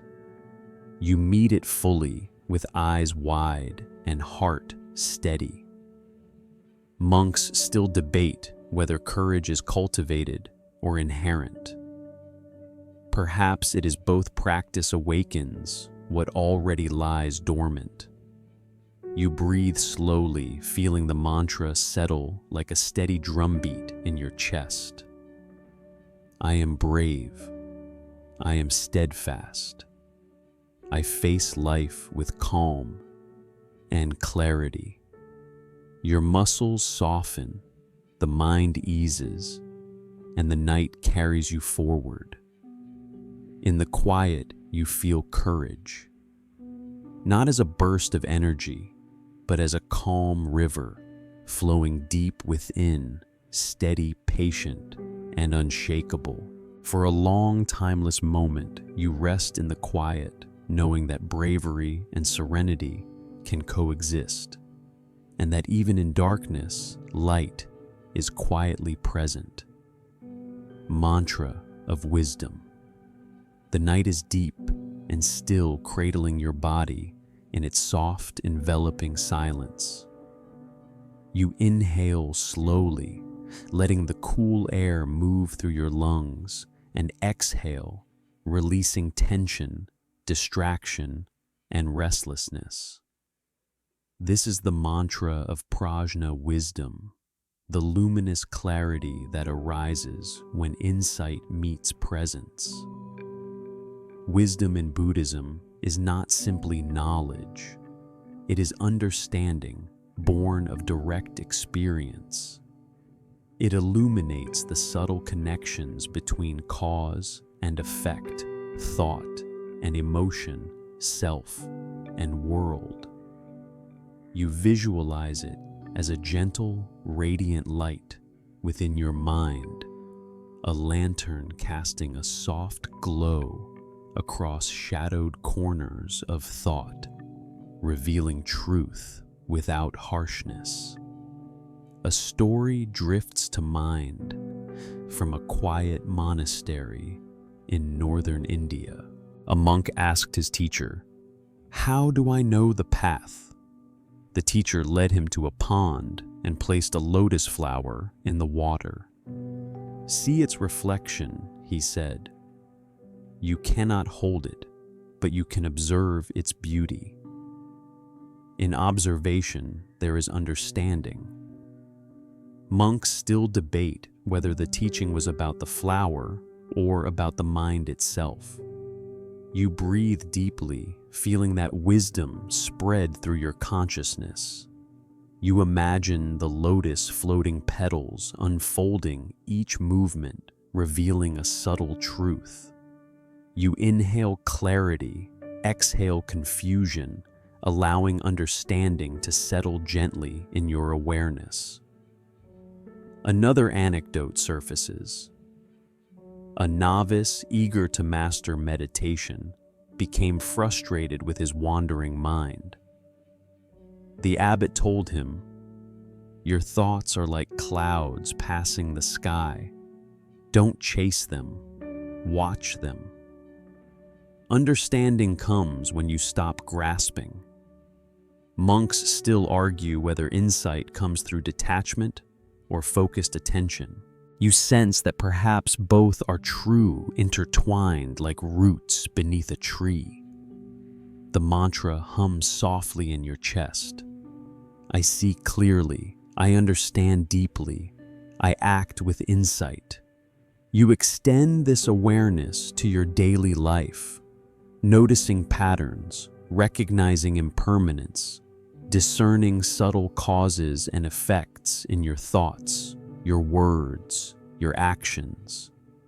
Each realization is neither judgment nor burden, but a gentle invitation to act wisely. A light, playful image arises, a monk carefully arranging bowls of tea in a ceremonial pattern, only to have a playful monkey rearrange them in chaos. The monk sighs, then laughs, noticing how wisdom sometimes arrives with humor and humility. The lesson is subtle. Even confusion and disorder hold insight if you observe carefully. Monks still debate whether wisdom is something that can be taught or only realized personally. Perhaps it is both. The guidance opens the door and experience lights the flame. You feel the mantra settle into your bones, a quiet illumination from within. It is not loud or demanding. It simply clarifies softening shadows, highlighting connections, revealing patterns that were invisible before. You whisper silently, I perceive clearly. I understand fully. I embrace the path with open mind. Your body relaxes further. The night cradles your awareness, and wisdom flows gently through every thought, every cell, every pulse. For a long, serene moment, you rest in the calm certainty of clarity, knowing insight is not a destination, but a companion on the path. mantra of equanimity. The night surrounds you with a quiet embrace, and your body feels as if it is merged with the soft darkness itself. You inhale slowly, drawing in calm, steady energy, and exhale, releasing tension, restlessness, and clinging. This is the mantra of upekkha equanimity, the balanced mind that rests undisturbed amid life's fluctuations. Equanimity is not cold detachment or indifference. It is a profound inner stability, a mind that observes joys and sorrows alike without being swept away. You visualize it as a still lake reflecting the sky, perfectly unruffled by wind or passing clouds. A story drifts into your awareness from a monastery on the cliffs of southern India. A young monk faced both praise and criticism from visiting pilgrims. One day, frustrated by the extremes of attention, he asked his teacher how to remain unaffected. The teacher led him to the ocean and said, "Observe the waves, yet do not sink or rise with them. Learn from their motion, but remain like the shore." Monks still debate whether the shore represents detachment or conscious engagement. Either way, the lesson endures. Equanimity arises from awareness, not avoidance. You breathe deeply, feeling the stillness expand through your body. You notice the subtle fluctuations of your mind, fleeting thoughts, emotions rising and fading, and let them flow past without grasping or resisting. Each inhalation reinforces calm. Each exhalation releases tension. Another anecdote surfaces. A monk once faced the loss of a treasured scripture accidentally burned by a novice. Rather than anger, he simply smiled and said, "The wisdom was never in the pages. It was in the understanding you carry." Monks still argue whether equanimity is cultivated through discipline or naturally emerges when attachments loosen. You sense that perhaps both are true, intertwined, like roots beneath a tree. The mantra hums in your chest. I remain balanced. I observe without clinging. I accept life fully. You let your awareness extend to the world around you, the flickering candles of a distant temple, the whisper of wind through leaves, the faint rhythm of your own heartbeat. Each sensation is noticed, but not clung to. Each joy and sorrow is acknowledged without being overpowered by it. A subtle humor enters your mind. A novice monk, flustered by a mischievous temple goat, chased it through the courtyard, only to be tripped over by his own robe. The older monks laughed quietly, teaching through example that equanimity includes accepting chaos with grace. Monks still debate whether true equanimity means emotional neutrality or profound engagement without disturbance.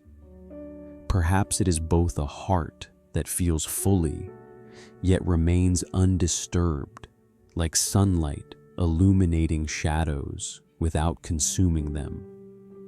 You whisper silently, "I am steady. I am calm. I meet each moment with a tranquil mind." Your muscles soften completely. The night carries you gently, and equanimity settles like a warm, constant presence within. You rest in the balance of being neither pulled by desire nor pushed by aversion, simply aware, simply here. For a long, timeless moment, you float in the quiet perfection of the present, knowing that stability of mind is a sanctuary that exists within, untouched by the world's impermanence. Mantra of forgiveness. The night wraps you in a soft, protective silence, and your body feels weightless, as if floating between stars. You inhale slowly, letting the cool, still air fill your lungs, and exhale, releasing any lingering tension or bitterness. This is the mantra of Kshanti forgiveness, the gentle practice of letting go of resentment, judgment, and grudges both toward others and yourself. Forgiveness is not about condoning harm or pretending pain never happened. It is the act of freeing your own heart from the weight of past grievances. You imagine it as a gentle breeze passing through your chest, carrying away stones of anger and leaving only light open space. A story drifts to mind from a monastery in Japan. A monk was wronged by a fellow practitioner who stole a sacred text. Rather than confront the thief with anger, he simply tended to his duties and continued his meditation. Years later, the thief returned filled with remorse. The monk's forgiveness became a quiet river, transforming both their hearts. Monks still debate whether the power was in the forgiveness or in the patience that preceded it. You breathe deeply, sensing the release of tension in your shoulders, in your jaw, in your chest. Forgiveness is not weakness. It is the courage to face the past and say, "I will not carry this burden any longer." You picture your own life, noticing where you may still clutch resentment or self-judgment, and gently release it with each exhale. Another anecdote surfaces. A novice once accidentally ruined a carefully arranged altar during cleaning. Expecting anger from the abbot, he braced himself. Instead, the abbot simply smiled and said, "Mistakes are also teachers. Learn and let go." Monks still debate whether forgiveness must always accompany understanding, or whether release alone suffices. You realize both approaches carry truth. The mantra hums quietly in your mind: I forgive. I release. I am free. You imagine sending forgiveness outward to those who have hurt you, to those you have hurt, and even to yourself for the small and large mistakes that linger in memory. Each act of forgiveness is like a lantern set afloat on a river. It moves silently, lighting the darkness without judgment or expectation. A small, humorous image arises. A monk accidentally spilled ink over his own robe, groaning in frustration, while the temple cat pawed at the puddle with glee. The abbot laughed softly, teaching that sometimes forgiveness begins with oneself. For small clumsinesses can be as instructive as larger wrongs. Monks still argue whether forgiveness is most powerful when spoken aloud or held silently within. Perhaps both are true. One heals the world, the other heals the heart. You let the mantra flow with your breath.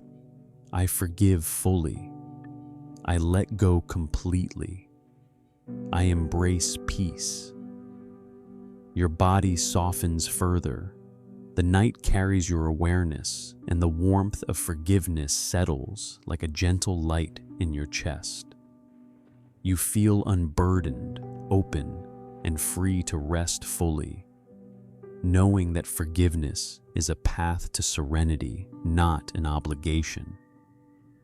For a long, deep moment, you dwell in the quiet freedom of letting go, as the night holds you tenderly, and every heartbeat whispers of release and renewal. Mantra of joyful presence.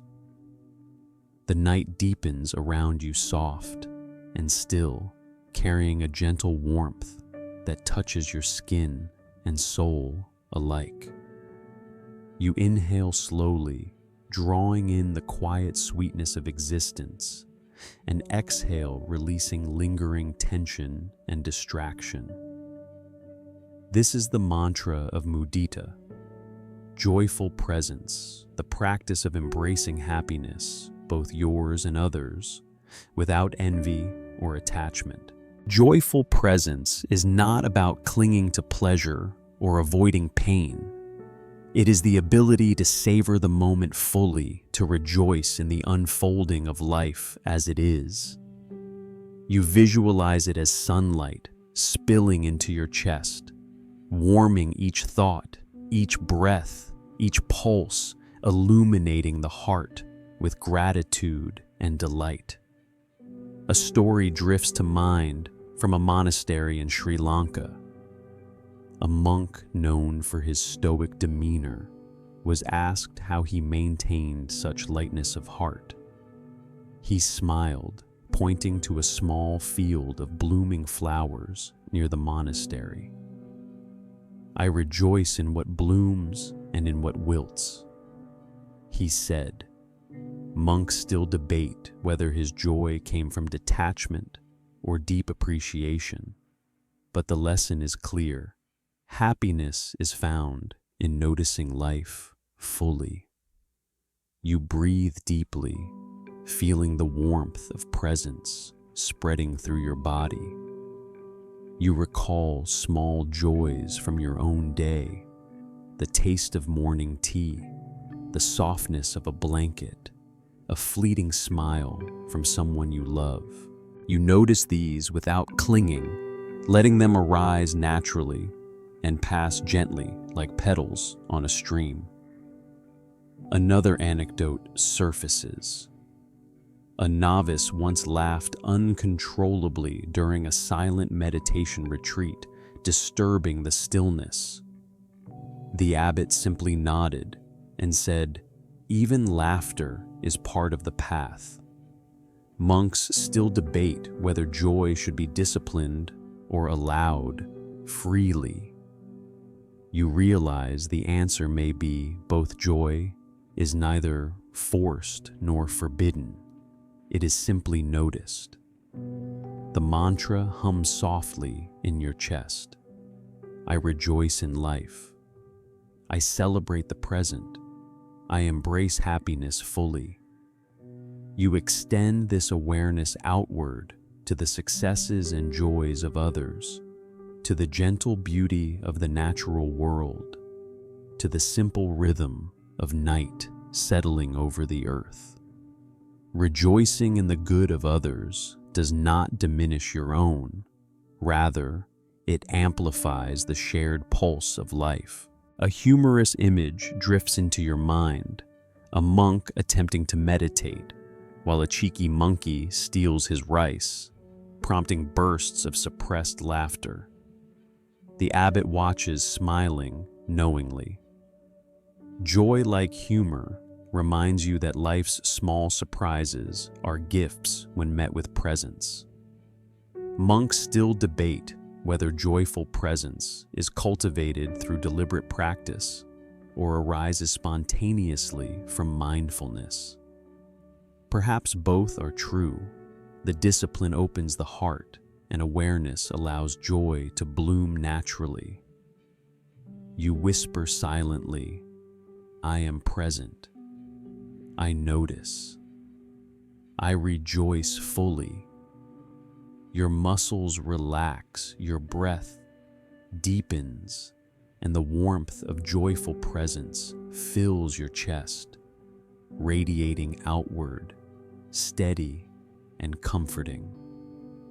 The night carries you gently, and for a long, serene moment, you dwell in the simple delight of being alive, awake and aware. Mantra of patience. The night holds you tenderly, a quiet companion in the deep hours as your body feels weightless and calm. You inhale slowly, drawing in serenity, and exhale, releasing tension, rushing thoughts, and the need for immediate resolution. This is the mantra of Kshanti patience, the gentle art of enduring challenges, waiting without agitation, and accepting the pace of life with grace.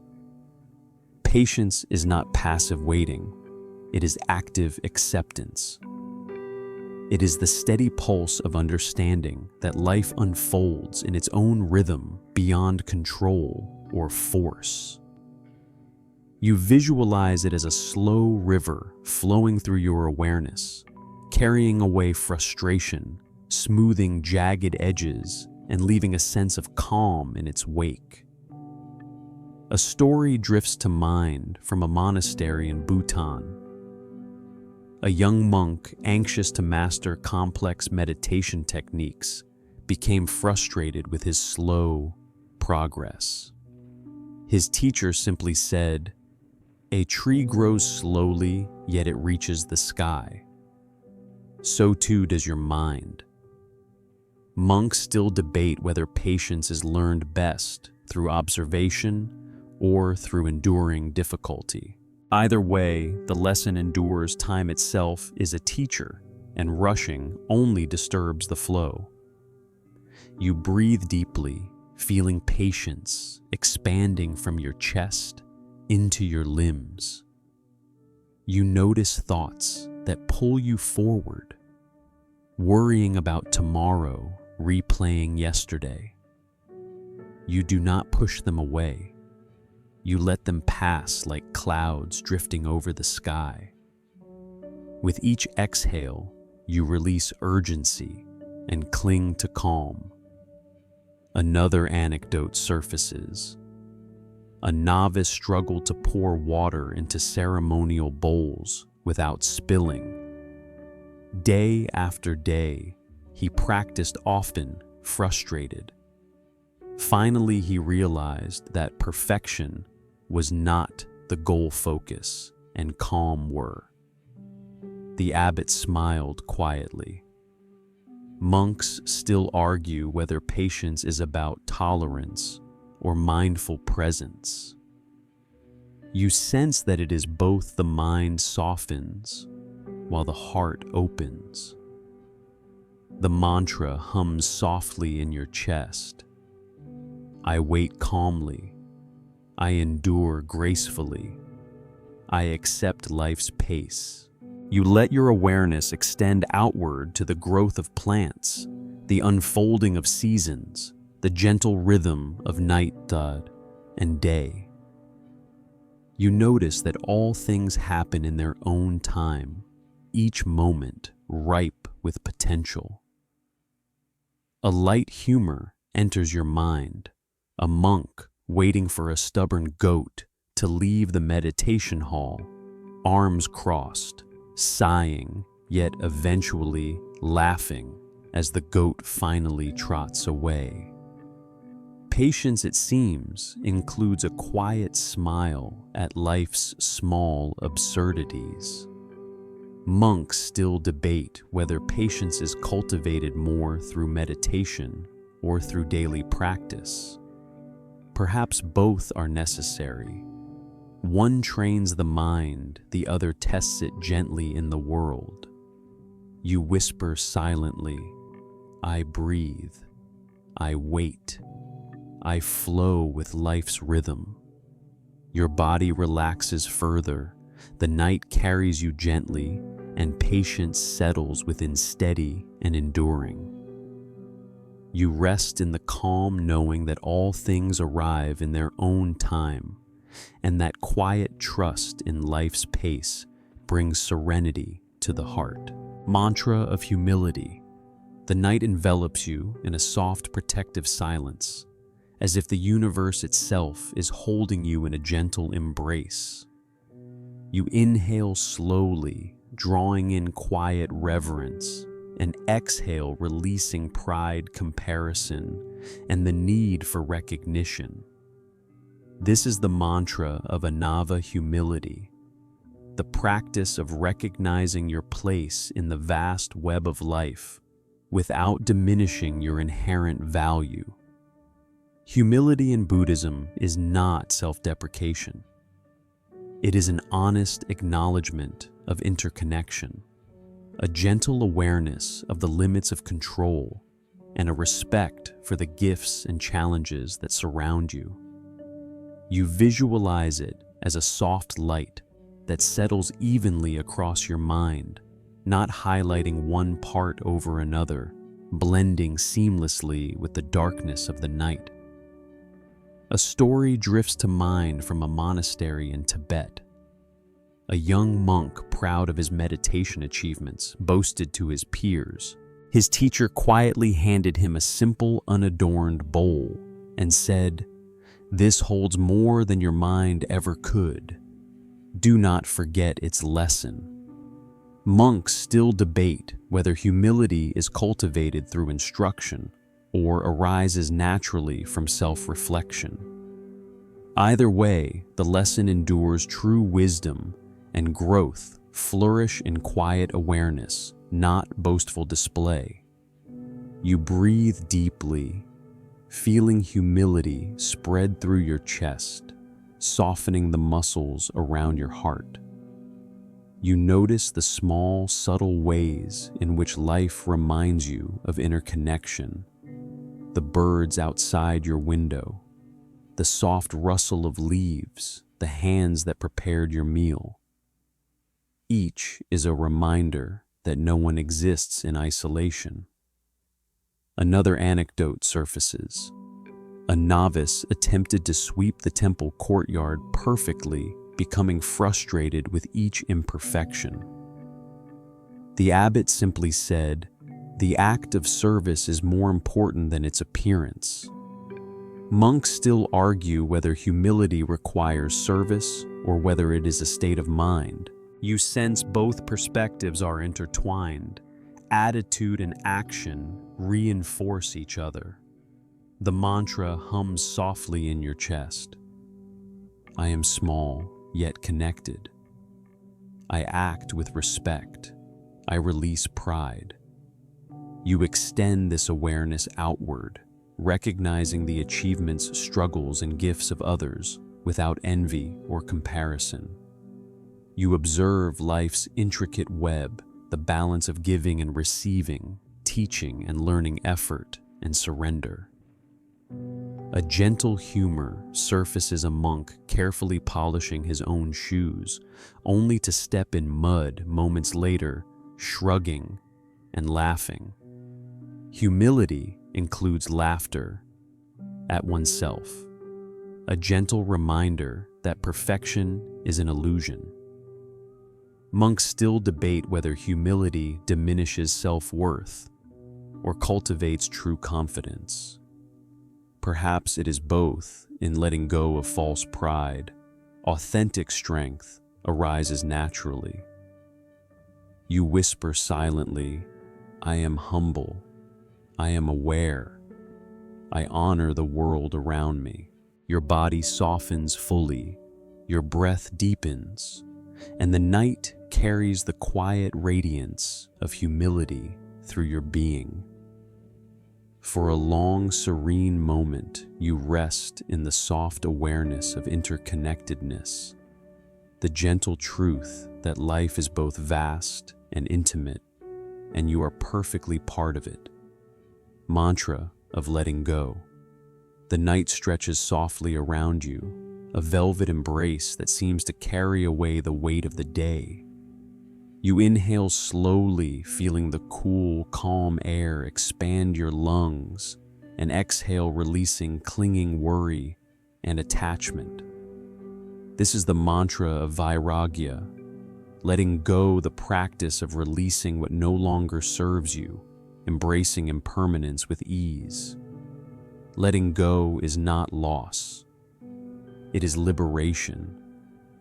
It is the gentle unfolding of acceptance, the surrender to the natural flow of life without grasping or resisting. You visualize it as leaves carry down a quiet stream, each leaf representing thoughts, emotions, and desires you can release with gentle awareness. A story drifts to mind from a monastery in Vietnam. A monk spent years carefully copying sacred texts, yet one day a flood ruined all his work. Rather than despair, he calmly began again, saying, "Attachment binds more than loss ever could." Monks still debate whether the lesson is about effort, detachment, or resilience. You realize it may be all three. You breathe deeply, feeling your chest expand with acceptance. You notice old grudges, fears, and anxieties rising gently, and then imagine them dissolving with each exhale. Your body grows lighter as the act of release becomes tangible. Another anecdote surfaces. A novice monk clung desperately to a favorite walking stick, insisting it brought him luck. One day, it snapped, and he was distraught. The abbot simply smiled and said, "Luck is in the mind that clings, not in the object itself." Monks still argue whether objects hold power or if power exists only in perception. You sense both truths are valid. The mantra hums in your chest. I release. I let go. I am free. You extend this awareness outward, imagining the relinquishing of expectations, regrets, and imagined futures. You see the sky as it is not as you wish it to be. You hear the night as it sounds, not as you hope. Each moment becomes lighter as you surrender the weight of unnecessary attachment. A soft humor emerges, a monk stubbornly holding a teacup too tightly, only to spill it and laugh at the sudden lesson. Letting go sometimes comes with laughter and humility. Monks still debate whether complete detachment is attainable or even desirable. Perhaps it is not the final state that matters, but the practice of release itself. You whisper silently, "I surrender what I cannot hold. I embrace impermanence. I move with life's flow." Your body softens fully. Your breath becomes a slow, steady rhythm, and the night carries you gently, cradling your awareness of impermanence. For a long, peaceful moment, you rest in the quiet liberation of letting go, unburdened and free. Mantra of non-attachment. The night stretches wide and infinite, a deep, quiet expanse that carries your body and mind into gentle stillness.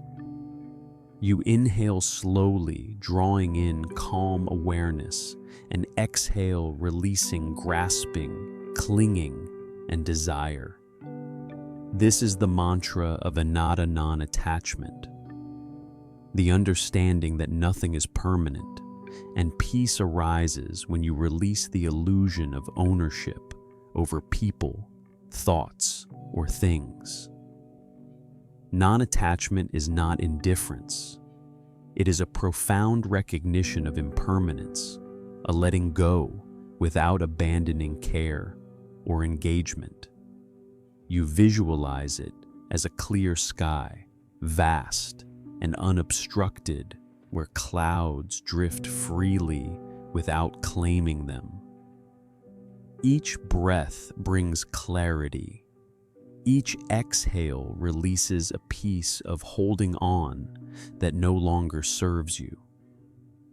A story drifts to mind from a Himalayan monastery. A monk once received a precious relic, revered and fragile. Instead of guarding it obsessively, he left it where the wind and sun could touch it, saying, "To hold tightly is to suffer. To release is to honor." Monks still debate whether non-attachment requires total renunciation or mindful engagement with life's treasures. Perhaps both are true, depending on heart and circumstance. You breathe deeply, sensing the subtle shifts within the release of tension in your shoulders, your chest, your jaw. Thoughts arise wishing to cling to memories, regrets, or anticipations, yet you observe them gently and let them pass like petals floating down a stream. Another anecdote surfaces. A novice clung desperately to his meditation cushion, insisting it brought stability. One day it tore. He was upset, but the abbot smiled and said, "Stability exists in your mind, not in a cushion." Monks still debate whether non-attachment is practice or realization. You realize that it is both action and awareness intertwined. The mantra hums softly in your chest. I release all grasping. I accept impermanence. I am free. You extend this awareness to life itself, each moment, each relationship, each fleeting experience. You notice their beauty and let them flow, unclaimed, untethered, appreciating without possession. A gentle, playful humor drifts into your mind, a monk chasing a runaway fan, in the monastery courtyard finally surrendering and laughing as it spins freely in the wind. Non-attachment includes recognizing life's unpredictability with lightness. Monks still debate whether non-attachment is attainable or is a lifelong practice. Perhaps it is both. The path itself is the teaching, and the release is the reward. You whisper silently, I let go. I flow with life. I embrace freedom. Your body softens completely. Your breath deepens into slow, rhythmic waves, and the night carries you gently into peace. Awareness of impermanence settles in your mind, quiet and steady, like a lantern glowing in the dark. You feel the gentle pulse of freedom, unburdened and expansive, resting fully in the infinite present.